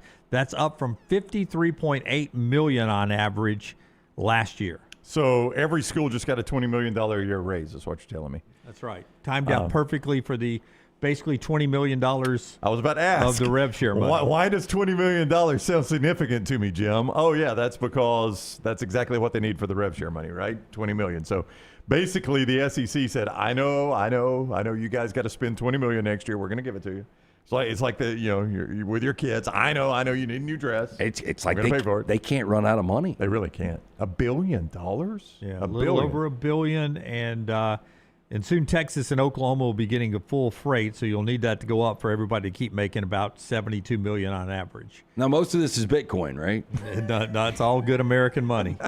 Don't catch I wonder if Sankey went to all 16 universities. I think what we need to do is we need to transfer this to Bitcoin. I've got a tip if this thing's about to blow up. Sankey says, hey, can y'all hold that check until next Friday, please? Hey, serious question, Dean. Again, I don't understand Bitcoin. Dunaway, I don't think you do. Oh, no. Brown's the one that's got all the digital currency here. Yes. Do you think there's any NIL that is paid in Bitcoin just to keep it off the record? There were those NFL contracts that Odell Beckham got burned on his. There were a couple of guys that made more money by having some of their contract in Bitcoin. Well, I will tell you this. Let me just go year over year because today's price, I just looked at it so I could give you a very price volatile right now. this week, right? Yeah, but it's at $70,000 per coin. Year over year, it is down. The height of the market, you know, if you just did a deal last year, you've lost about $30,000 per coin, per Bitcoin. So it was a bad deal for you year over year, But I'm just saying, if you got to have something buried, you can't track it. Well, I mean, I don't want to make light of this story. It's a very serious story, but that's some of the speculation in the Savannah Guthrie story is that they're trying to get a ransom in Bitcoin. What happened last night with that, by the way? I haven't seen Like there was supposed to be some kind of phone call or there was a deadline on the first ransom. Yeah, Jeeves, you know anything? I think they pushed it back. I don't know anything. I've been keeping up with that But story. I mean, beyond that, it's that's to Lance's point. That's why somebody would request ransom in Bitcoin, is that you could probably do it under the table a little bit easier. We don't respect our elders. If Taylor Swift was being held for ransom right now, how big of a story would it be? Well, it'd be massive, but this is, if her mom were being held for ransom, that'd be a big story. It'd be a big story. I don't know how to transition to what was next on my sheet here, but back to the SEC paying out all that money, the Big Ten taking a victory lap yesterday when they started to sell the trifecta T-shirts.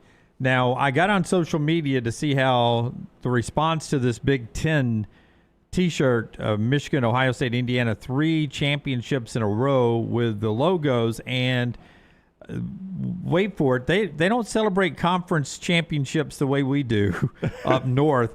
11 Warriors, who covers Ohio State, and then every post, the first 100 or so, were negative posts from Big Ten people. 11 Warriors actually called this a T-shirt that nobody will buy in the Big Ten. Oh, why would you? Yeah, I don't think they will either. I mean, look, I know they're trying to flex right now on the SEC, but it's 3. But didn't they used to? Yeah. Didn't they used to make fun of the SEC for celebrating conference achievement? Yes. Right. But the one thing the SEC did not do when they had this T-shirt, I dug up a picture of one of our old ones. You didn't see an Alabama or an Auburn or a Florida logo on it. It was the SEC logo, and there's the way the SEC used to do it. Home of 5 consecutive national champions, 6. I think that number went to 7. Right before they went 7 straight before, but that was an actual T-shirt that I owned, that the SEC used to flex when we were reeling off national champion after national champion after national champion. But see, you can wear that if your team just had one of those national champions without sporting your rival. You're asking an Ohio State fan or a Michigan fan to wear a Michigan or Ohio State logo on your T-shirt. Never going to do it. Yep. So not trying to tell the Big Ten how to do it, but just, if you're going to flex at the SEC, probably look at how the SEC did it and how it sold a few shirts. Again, all I remember from it is the Big Ten used to take shots at the SEC for championing conference achievement over team achievement. Like, oh yeah, your team didn't win that championship, but you're gonna beat your chest because you're in the SEC. And now the Big Ten's kind of doing that. And I'm not going to deny, by the way, that the SEC does that. The SEC 100% does it, and you got the T-shirt to prove it. And I have been in stadiums, and you guys have been in stadiums where Alabama fans or Auburn fans or Georgia fans are chanting SEC, SEC, SEC at another fan base. We do that. We take a victory lap based on our conference. I'm not going to deny that, but don't make fun of us, and then you come to a T-shirt too. That's a bad T-shirt. Shannara brings us one more college football thing. Before we get to trash in the next segment, tell us about our great friend Alexander Shannara and all of his trial attorneys. Shannara.com, 150 of those done away. Alexander Shannara has been doing this for more than 25 years in his hometown of Birmingham, and he's built a practice that has more than 150 lawyers and 500 dedicated team members who have recovered more than $2 billion for their clients. That's billion of the B, $2 billion for their clients. And he's done that by just paying attention to just a couple of simple things, right? They're just core values that Alexander Shannara has that he has built his life around and built his practice around, and that's how you end up recovering $2 billion for your clients. They are these principles: integrity, mastery, passion, and success. Alexander Shannara has those things, and $2 billion is an evidence of that. Alexander Shannara Trial Attorneys. You find yourself in need of an attorney for any reason, Shannara.com. You don't pay a dime unless they win your case at Alexander Shannara Trial Attorneys, Shannara.com. The NCAA investigation into Ole Miss tampering this week actually looks like it's happening.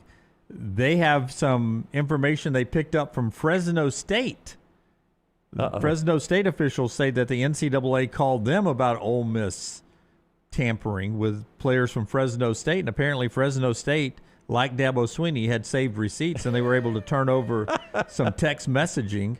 I mean, do we really believe that maybe Ole Miss is going to have to answer for some of this? And what gets interesting, why is Ole Miss singled out in this? Or is Pete really one of the few guys that is going to active rosters? I find that hard to believe, but maybe his strategy, his tack's different from others. That was going to be my point, LT. It's like, I don't know how you feel when you're driving 85 on the interstate, but if you're in a pack of 7 cars doing it, I always feel like, well, they're not going to pull all of us over. Right, yeah, they can't. Yeah, so we're 7 of us. But for him to be singled out twice like this is really, to me, that's strange, because have we had, it was one thing with Dabo doing it. Now that Fresno's done it, have we had any other coach that has been singled out and accused of tampering with a guy that is already on someone's roster? Not necessarily tampering, but Hugh Freeze got singled out at Ole Miss, and but it wasn't in recruiting. It was for... No, this was in recruiting. And famously tweeted, if you've got issues, email compliance@olemiss.edu. And that came back to haunt him a little bit. And as far as tampering goes, I can't remember somebody getting personally singled out. Tampering is relatively new, though, in this world of college football, the world we are living in. Perhaps tampering happened in recruiting, but in the terms we're talking about here. Weird that Fresno State is in the middle of the story, and weird that they saved the receipts. I would just ask you, what would the penalty be? I go back to that again all the time. Like, okay, let's say Ole Miss and Pete Golding get in trouble. And who's writing the ticket? Yeah, is the NCAA the one writing the ticket? What do they say? What do they do? I don't know what the penalty would be. I mean, how would you penalize Ole Miss in that? I don't know. I mean, be prepared if you do. Like, what's going to come down the road? Yeah, really. What floodgates you've just opened? Yeah. By the way, 1 hour ago, and I'm not going to be able to read it because this is the Clarion Ledger, a lot like AL.com, will not allow me to read the story without paying $89 a year. That's a lot. How much was a newspaper? What was $89 a year? Annual subscription to Clarion Ledger. $1 a month. $1 for the first month, $89 for the year. Well, a newspaper, I mean, the last newspaper I probably paid for was $1. That was a Sunday paper. The daily paper was 50 cents. It's pretty good when you're $1.50 a week, basically. No, it's $89 a year. That's $1.50 a week. Okay, I see what you're saying. Yeah, that's right. That was the cost of one paper. Now you're getting a full week, but I ain't going to pay for it. I remember the Birmingham News cut us back to, I think we had 2 that were being delivered. Yeah. I haven't seen a Birmingham News. I mean, is it? They don't print anymore. Okay. That's why I I didn't think so. Yeah. Sam Hutchins writes at the Clarion Ledger what Matt Entz, the Fresno State coach, said about Ole Miss tampering. I can't read it, though, but saw the headline there. Just thought that was 1 hour ago. So there's a new comment from the Fresno State coach there if you want to check that out this weekend. And it looks like the NCAA is at least really doing an investigation. Again, they can investigate all they want until they hand down significant penalties. Even when they hand down significant penalties, it's not going to stop. I just don't think you can make a penalty significant enough. I mean, what penalty? You take away 30 scholarships? I mean, that's a significant penalty. I just don't think they've got the stomach to do that anymore. Do you even need the scholarships anymore? I mean, you can exactly. If you got NIL money, you can pay for your own school. Yeah. I mean, I guess the only thing you could do is take away roster spots. Like everybody else can have 105. You can only have 70. But even then, with the right 70, I still feel like I can win. Yeah. Might make it a little more complicated. The NFL does it with 53. That's right. Yeah, and they play more games. Yeah, it's going to make practice a little more difficult, but we'll figure that out. A little classic rock and a little trash when we come back on the other side. The show brought to you by our friends at Champy's World Famous Fried Chicken. Champy's Chicken, Highway 119 in Alabaster. Go by and see Sterling and the crew, and they will absolutely treat you right. First of all, that chicken is so delicious. It's brined overnight. It is cooked to order. It is piping hot when it comes out. Just tremendous food right there at Champy's Chicken. Mississippi Delta recipe tamales, the hand-cut chicken fingers, and so much more. Champy'sChicken.com. Champy'sChicken.com. One more segment to go on the Friday edition of The Next Round. Follow Dunaway on Twitter and Instagram at Jim Dunaway. We interrupt this program for breaking news from the gators of the litigation situation. Insurance companies have a playbook. I repeat, insurance companies have a playbook. Deny, delay, defend. They know which law firms will fold and settle cheap. They are not on your side. That's corporate greed at work. At Alexander Sonara Trial Attorneys, we fight back. We have the resource, the muscle, and the will to take them on. And you don't pay a dime unless we win. They fight dirty. We fight hard. Call 659-777-7777 or hit up alexwins.law. Physical office location, Birmingham. Sterling and the fine folks at Champy's Chicken on Highway 119 in Alabaster want to welcome you in for a great lunch or dinner starting at 11 a.m. every day. Chicken that's brined overnight and cooked to order, and the taste of the Delta with those Delta recipe tamales. Champy's is perfect for all your tailgating needs this football season. You can also choose Champy's for your next party, wedding, or birthday. Great food, great people. Champy's Chicken on Highway 119 in Alabaster, and everything online at Champy'sChicken.com. At Central State Bank, we are large enough to serve you and small enough to know you. Manage your money with ease, whether it's mobile banking, hassle-free checking, competitive loans, business solutions, or personalized financial advice. We're your hometown bank with big-time service. Visit us today and experience banking made simple, because at Central State Bank, you come first. Member FDIC. Hey, Lance Taylor from the Next Round to tell you about one of our favorite places for breakfast, lunch, and dinner. That is Hamburger Heaven since 1982. Hamburger Heaven has been serving Birmingham's best hamburgers, cheeseburgers, French fries, hand-spun milkshakes, and sandwiches made fresh to order. All of their ingredients are fresh and prepared daily. This includes their beef, always fresh, never frozen, hand-pattied each and every day. For breakfast, lunch, or dinner, visit any of the 4 locations, Highway 280, Irondale, Gardendale, and Homewood. Remember the name Way to Wellness if you're battling weight loss in your life. I'm Jim Dunaway from the Next Round. There was a time I was over 216 pounds until Way to Wellness helped me lose 45 pounds, and now for over 2 years, they've helped me keep that weight off. Here's their website, aplanforme.com, aplanforme.com. That's a great name for a website because there's no cookie-cutter plan. Everything is designed specifically for you. No contract, no sign-up fees, and your first consultation is free at Way to Wellness. Hey guys, Valentine's Day right around the corner. Why go out and battle the crowd at restaurants when you can have the best meal right there at home from our friends at the New York Butcher Shop? Right now, the Valentine's Day special, 2 certified Angus beef fillets, 2 twice-baked potatoes, fresh salad for 2, yeast rolls. The Choice, $69.99. The Prime, $79.99. Available for pickup Thursday, Friday, and Saturday. Make the call. Cahaba Heights, 205-970-7300. Greystone, 205-703-8825. The New York Butcher Shop. Rare quality, well-done service. Hey, there's nothing worse than waking up to a plumbing problem. Don't get caught in a flooded house. Call the guys at Hemphill Services. Adam, Chad, and the team at Hemphill are the only ones I trust to fix it and fix it right the first time. Hemphill Services does it right and always at a fair price. For all of your plumbing, cooling, and heating needs, trust the name that Birmingham has trusted since 1954. That is Hemphill Services. Call now, 205-229-2090. That's 205-229-2090. It's bow time. The Bojangles Chicken Rice Bowl is back. Get dirty rice, slow-cooked Cajun pintos, cheese, and your choice of chicken for just $7.49. But order now. It's only here for a limited time. It's bow time. It's bow time. The Bojangles Chicken Rice Bowl is back. Get dirty rice, slow-cooked Cajun pintos, cheese, and your choice of chicken for just $7.49. But order now. It's only here for a limited time. It's bow time.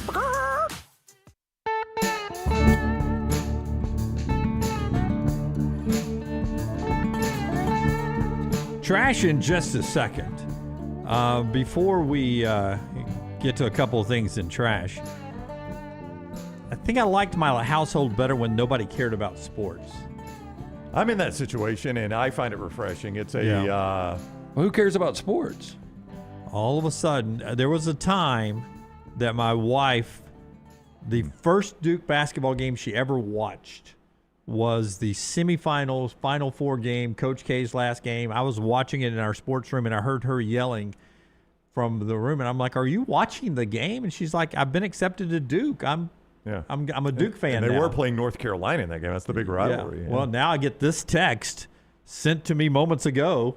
She's like, "Rivalry weekend." She's sleeping in a tent? Yeah, and all I saw was Rivalry weekend on the text, and I was like, Roll Tide. And she sent me a picture, and I was like, is she sending me something Alabama and Auburn related? Nope. And I pop on it, and she's in a freaking Duke sweater. Now, is that in Durham, or is she in town right now? She's in town right now. Yeah. And by the way, the gear she comes back, every time she comes back from class, like she buys out the bookstore. So she's got all the Duke gear now? Pajamas, sweatshirts, Wow. T-shirts, toboggans, apparently a sweater with the Duke letterman on it. I'm not a fan of the Duke gear. I don't know about you guys. It's just really plain. Yeah. I like just the printed Duke, and I got 0 Duke gear so far. I got to go up for graduation soon. I forget who it is. I think it's Royal Pain sent us a graphic. I sent it to you, Forrester. It's on Classic Rock. I think it's Royal Pain. The most popular classic rock bands in every U.S. state. Okay. No surprise for us, I think. Leonard Skinner. That's got to be 100%. Yeah. Allman Brothers in Georgia, Van Halen in Tennessee and Missouri, Michigan, Wisconsin, also in Delaware, as I try to name my states. Florida Queen. That surprises me. That surprised me, too. Florida's a different country, much like California. I mean, California, what a bunch of weirdos, the Ramones. But here's what real quick, though, back to Florida. You know, the city of Jacksonville has produced a lot of classic rock. Including Leonard Skinner. Including Leonard Skinner. That's so right. It would be surprising to me that Queen. Yeah. The Doobie Brothers in the Carolinas, Allman Brothers in Georgia. KISS jumps in Tennessee and Nebraska. Hey, by the way, I'm pretty good at naming these states. Okay, let's keep going.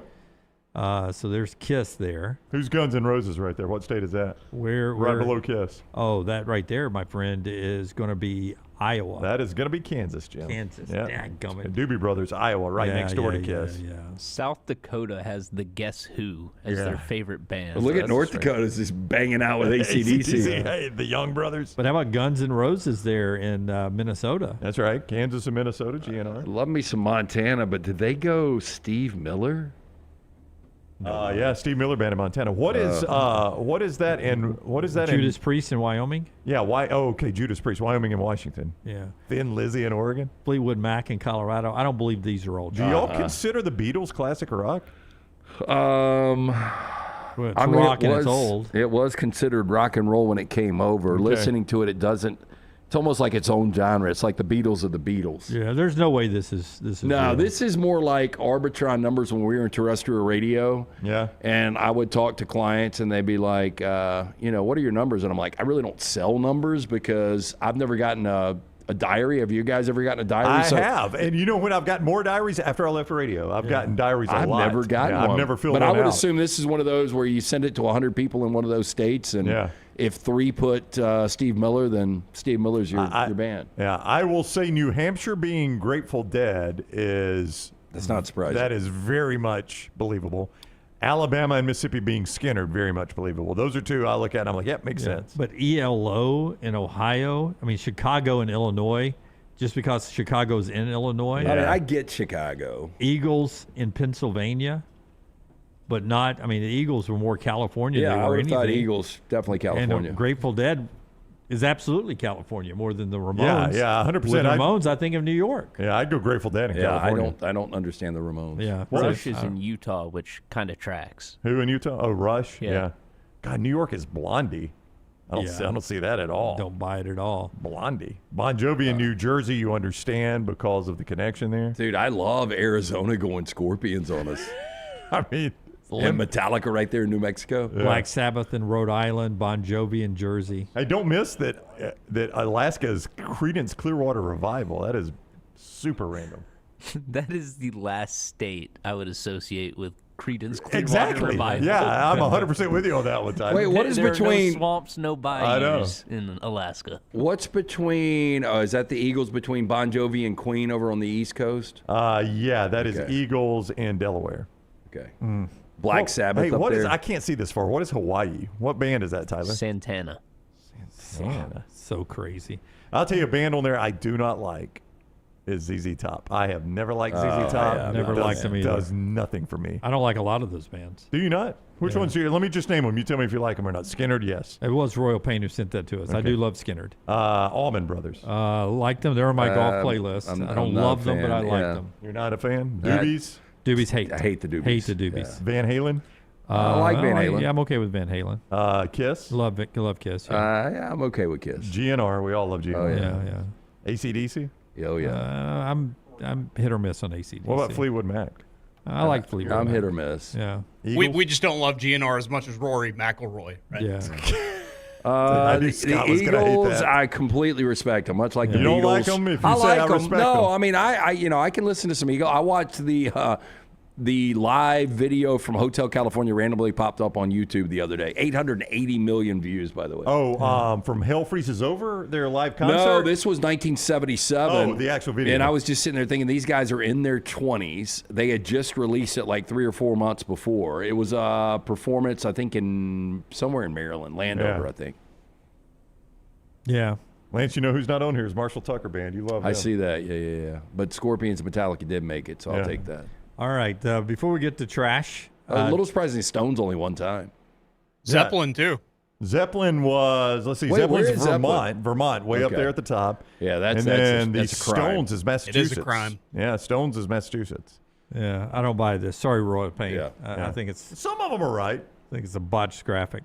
All right, Hemphill brings us we did Crane U, correct? We have not done Crane U. Tell us about our friends at Crane U. Yeah, hey, I had this conversation at dinner last night. I've got somebody that is very interested in getting that Crane training. If you're looking for the new career, need further training to advance your current one, our friends at Crane U offer the comprehensive state-of-the-art, fully stocked training facilities for mobile cranes, overhead lifts, or forklift training. If you want to use your own equipment, the team at Crane U will come to you. On-site, on-location training offered nationwide. Make your job easier, your job site safer. Crane U also offers certification, safety inspections to ensure the safest environment possible. When you call 855-CRANE-U and you talk to Nicole or Fran, any of the fine folks there, mention the next round. You're going to get 10% off all the training services, all the great products there. For more information, you can always go online. Go to craneu.com. Now, the women love you when you get out there. Why do you think that is? What'd you say? The women love you when you get out there. Why is that, ladies? Well, I'm asking you. Huh? Because I Why look do you think good. that is? You I look smell good. I Yes. feel good. And you sing good. And make love good.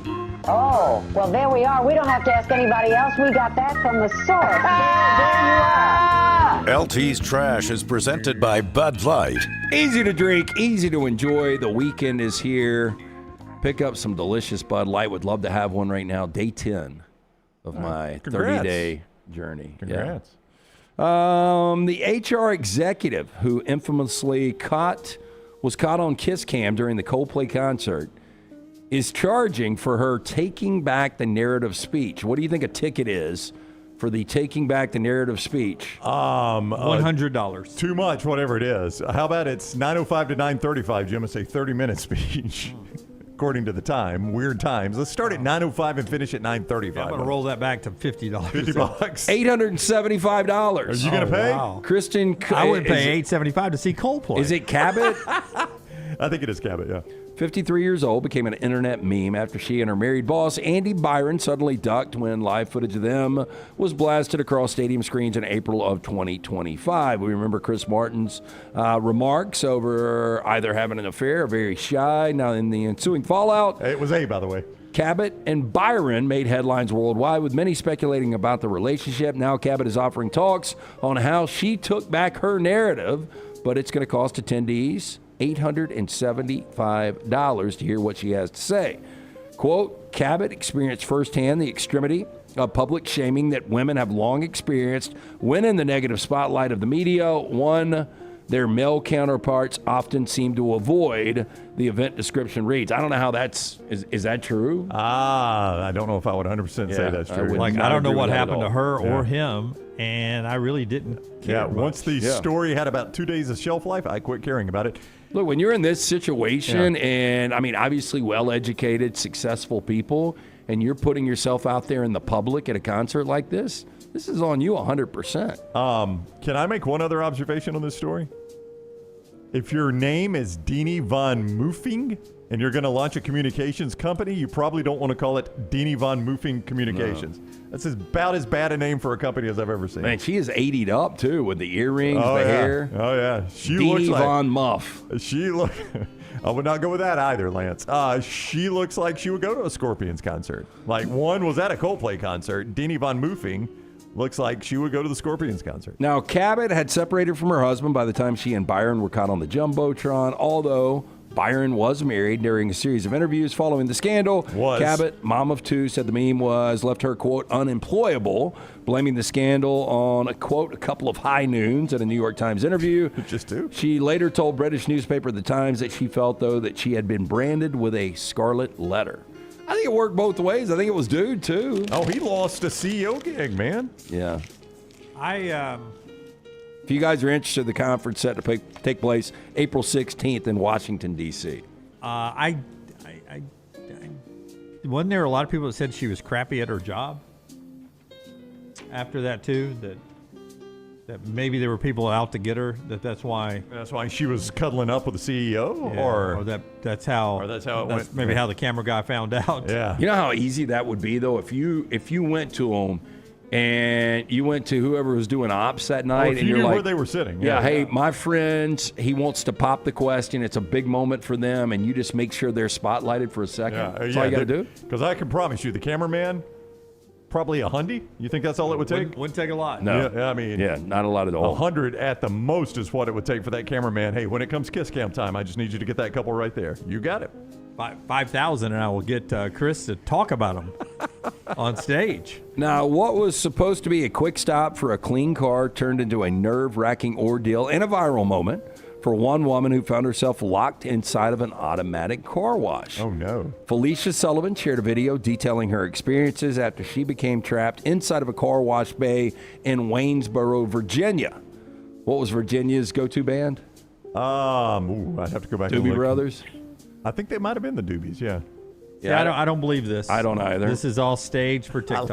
I love how, it's not a story we don't think staged. Well, it's anymore. not like this thing's on fire or something, you know. Now, Felicia Sullivan shows the footage here shows her sitting in her car as the soap dried across her windshield. Quote, "I'm trapped in the Waynesboro Waterworks," she says in one clip, her voice rising as she described the situation. "Still have soap and everything all over my freaking car. All the doors are closed. Nothing has happened. Hasn't rinsed the soap off. The door is stuck shut. I'm pushing the emergency button. The door is not opening. I cannot get out." As minutes passed, Sullivan documented her growing concern, explaining that she had tried calling the business multiple times using numbers posted on site and online without success. "I've been trapped in here," quote, "for about 20 minutes now. Nobody's answering the phone." So if she doesn't like her car, the easy answer here is to drive as fast as you can right through that door. Yeah, I would do that anyway if I was really trapped, but she's not going to do that because this is staged. Well, that's what I'm saying, if she's really trapped. Yeah, because, I mean, this thing is, I mean, it's not even 100 yards long. Those things are, about 40 yards long? And so it was working when she went in, and there was no car behind her or in front of her, and they turned off the machine, closed both the garage doors, and didn't see her in there. Come on. Well, I will say that I worked at car washes in back-to-back summer, the summers of '88 and '89, and I will tell you, man, we weren't the most aware employees. No, but do you think you'd ever shut it down with a car in it? I mean, sometimes we'd leave and we'd walk next door to the Chevron, which is now the Sonic on Green Springs and Valley. Yeah. You know, right there on that corner. And we'd walk over to the Chevron and get beer. And Okay, but if it stopped moving. So, yes, it is possible. Yeah, no, so it's not possible. No, it sounded like Lance's group could have done it. Not possible. Yes. I mean, so if they start closing the door, do you not honk? Yeah, They've already turned off the water. Yeah, you make some noise. So now yeah. I've stopped. Now they're closing the garage door at the end. You're not going to honk? Or I get out of my car and start yelling. Yeah. Hey, bro, what are we doing? I'm still here. Why did we turn the water off? Somebody could have just been watching Netflix on their phone instead of doing their job. Jace with a good point. This is going to end up being an A24 horror movie next year, and this was the viral video that launched the A24 horror movie. Not A24, but Blumhouse will do it. Okay. Either way. A24's got too much of a Too much on the plate right now? Yeah, too much of a reputation. Yeah, they are a little uppity on some of their things. I like a lot of A24. Very strange. Some of their projects. Some of their stuff's a little too pinky out for me. So here is a headline you don't hear every day. Penis injection claims in Winter Olympics ski jumping investigated by WADA. Okay. Now, during its 26-year history, the World Anti-Doping Agency has faced thousands of questions about athletes using illicit substances. Thursday, however, marked the first time it was asked whether ski jumpers were injecting their penises with hyaluronic acid in order to fly further. Now, the WADA president, the reaction, quote, "Ski jumping is very popular in Poland, so I promise you I'm going to look at it," he said with a wry smile. As crazy as it sounds, there are broader concerns surrounding the issue, which has been dubbed Penisgate, after they first were reported by the German newspaper Bild. Now, last year, 2 of Norway's Olympic medalists were given 3-month suspension after the team was found to have secretly adjusted the seams of their suits around their crotch at the 2025 World Ski Championships. Doesn't matter what you're in, everybody tries to get an edge. They do. This is an edge I am not desperate to get. Like, if you told me the difference between gold and silver is injecting my penis with something, I'm going to say I'll take the silver. Gold in the ski jump ain't changing my life that much. I don't think a syringe is made to go in your meat. No. Right? No. Now, by the way, to show you how AI works, I just got an ad for a new daylight car wash here locally. Oh, I thought you were going to say penis injection. That was quick. Yeah, well, that was probably next. Hey, that's one thing we don't have is any car washes here. Yeah, My gosh. But I mean, everybody wants to embezzle money, right? I mean, it just popped up on my screen. If I wanted to sign up for a package with a car wash, I was like, ironically, I do not today. I did. So we all saw Breaking Bad, and obviously they laundered all their money, the whites, through that car wash. Spoiler alert. I did have a local bookmaker I went to school with, and he got so big, he had multiple laundromats that he could launder through. Yeah. Sir, nothing's in quarters. It's all in dollar bills. Now, one study in the scientific journal Frontiers, I don't know how often you guys read that publication, found that every 2 centimeter in suit size circumference reduced drag by 4% and increased lift by 5%. Said that a 2 centimeter change in suits was equivalent to an extra 5.8 meters in jump length. So, as I understand the story, first of all, this acid can increase circumference, it says in the story. I don't know this person, I just Googled it, by 2 to 3 centimeters, which juice not worth the squeeze there, by the way. Well, 2 centimeters will give you an equivalent 5.8 meters in jump length, so but I think it depends on, on what you're looking for here, but I think an extra 2.5 centimeters in girth is going to help you. Show me what that looks like. Okay, like with your hands, not with your... So Bill is now claiming... How long is 2.5 centimeters? How many inches is that? So 1 inch is 2.54 centimeters. So this is only an inch difference? Yes. Yeah. Wait, are we talking about the length of the jump now, or in No, Polish the sausage? circumference. 5.8 meters for the jump. The circumference the is jump. only 1 more inch in I was about to circumference. say, if we're talking about the Polish sausage here, that's No, going to be a big think difference. There's probably some people that would do the injections for an extra inch. Now, Bill has claimed that jumpers have switched to other methods to game the system when they are measured for their suits, data for which is taken by a 3D scanner from the lowest point of their genitals. They include injecting acid into their penises or putting clay in their underwear to make their measurements temporarily bigger and therefore their suits looser when they compete. Yeah. Well, that's a lot of work for an inch. A lot of work for an inch. That is, it's very different though if you're measuring from the bottom up as opposed to the top down. Yeah.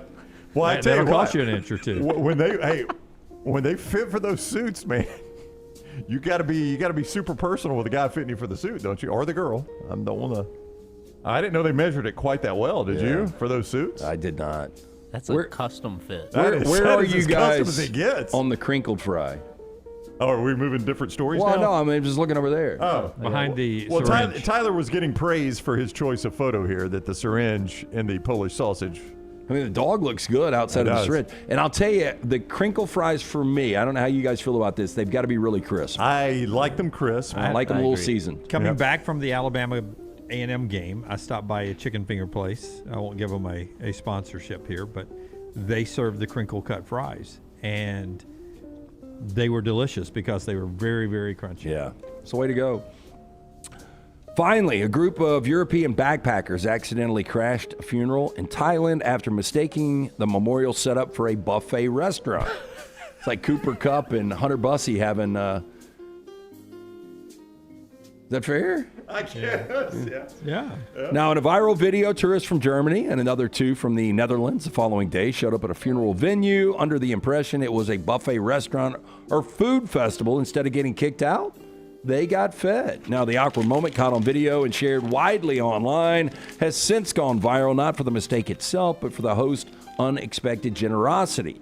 Now, according to footage posted on January 31st and media reports, 2 German tourists wandered into the funeral venue after spotting rows of round banquet tables covered with food. Thinking it was a food festival or a local buffet, they helped themselves. Wake attendee said the pair asked him if the location was, quote, a food court. They had reportedly followed the smell of cooking from a nearby night market, assumed it was open to the public. Once told it was a funeral, tourists were visibly embarrassed, quickly apologized, preparing to leave, but the family stopped them. Instead of sending them away, the host smiled and invited them to sit and eat anyway. Daddy would have wanted it this way. You sit down and eat. They had iced milk and freshly fried dough sticks. I do not like ice in my milk. Well, I hadn't drank milk in forever. You know, the only time I come across it, I'm not a coffee guy, but Maddie will get these cold brews sometimes. Iced coffee? Yeah, it's not bad. Is that good? Does it still taste like coffee? Yeah. I don't like the taste of coffee. No, I get the nitrogen infused espresso, cold brews, and they're delicious. Dang, Dunaway. What you drinking? Nitrogen infused? Yeah. What does that do for Smooths you? out the flavor of the espresso. Oh, does it? Yeah. I just don't like the taste of coffee. Yeah. Diet Coke's my coffee. I mean, the only time I do it, like if I'm on, a long weekend out of town and I need a pick-me-up, I'll do an espresso martini. Right. I've had one of those, and it was okay. I had that this one of the movies I went to see. Maggie and I sit down and had pop you up, though. Oh, it did. Yeah. I had 2 of those. They'll rock you, keep you awake for the 4-hour Lord of the Rings. Peter Jackson, you would have stayed awake all the way through it. You gonna watch the Hobbit trilogy this weekend? I am not. Please do not tell Maggie. Let her watch Duke of North Carolina. Do not tell her. Is it out in theaters? I mean, no, it's not out in theaters. Okay, then it's no. just something you could watch. No, at home. honestly, though, would you rather take a swift kick to the balls or watch the whole 3 Hobbits? Oh, I don't know if I've ever seen one of the Hobbits. Is it Frodo too? No, it's about Bilbo. It's before Lord of the Rings. Good no. Frodo's older brother Bilbo. It's not as good as Lord of the But Rings. it all takes place in the Shire? Is that right? No, there's a big adventure. They they go to a big adventure. The Misty Mountains. I think. They go to the Lonely Lavila? Mountain. Yeah. Bunch of hobbits in Lavila. No, I did in that love the pool, Shire life. Getting herpes on their lip. I love the fact that the houses were underground. That was sort of cool. It had some nice open space, some feng shui. Feng Shui. Feng Shui. Feng shui. Feng Shui. You can visit those in real life. They've got a whole little shire built out in New Zealand. And I like the way they drink a lot of stuff. Isn't that what T-Bob has on his background when he joins us? Yes. The Hobbit Shire? Yes. Okay. All right, that's our show today. Thanks to our friends at Hemp Hill LT. They bring you parts of our show throughout, and they can help you even as the show ends on a Friday. If you got a problem Saturday and Sunday, Hemp Hill has a 24-hour, 7 days a week emergency service. Yeah, sadly, I've got to call Andrew when we get off the air. Got another issue in the house. That's Hey, amazing. whether you experience plumbing, heating, cooling, any of these issues, home or business, they are ready to serve you. Call Adam, Chad, Andrew. Tell them the next round sent you. Hard to stop a train, 205-229-2090 or hemphillservices.com. Super Bowl pick, Brownie. Seahawks by 10. LT, are you calling the game? I'm calling the game, but I think the Seahawks win it. Do they cover? I'm not so sure. have I'm to still find working on out. that right now. I mean, look, Seahawks are one of the 2 best teams in the NFL, and the Patriots aren't. Yeah. 30-6 Seattle is my final score. That will not be fun. 30-6. 30-6. I do feel more like watching it after the big announcement last night from the NFL awards. Oh, so that's going to swing you back around. I huh? mean, I was just going to feel like that's Matt Stafford's last outing. Yeah. But it's not now. He's coming back. And we are too. Monday at 9 a.m. Until next time, God bless you and God bless America.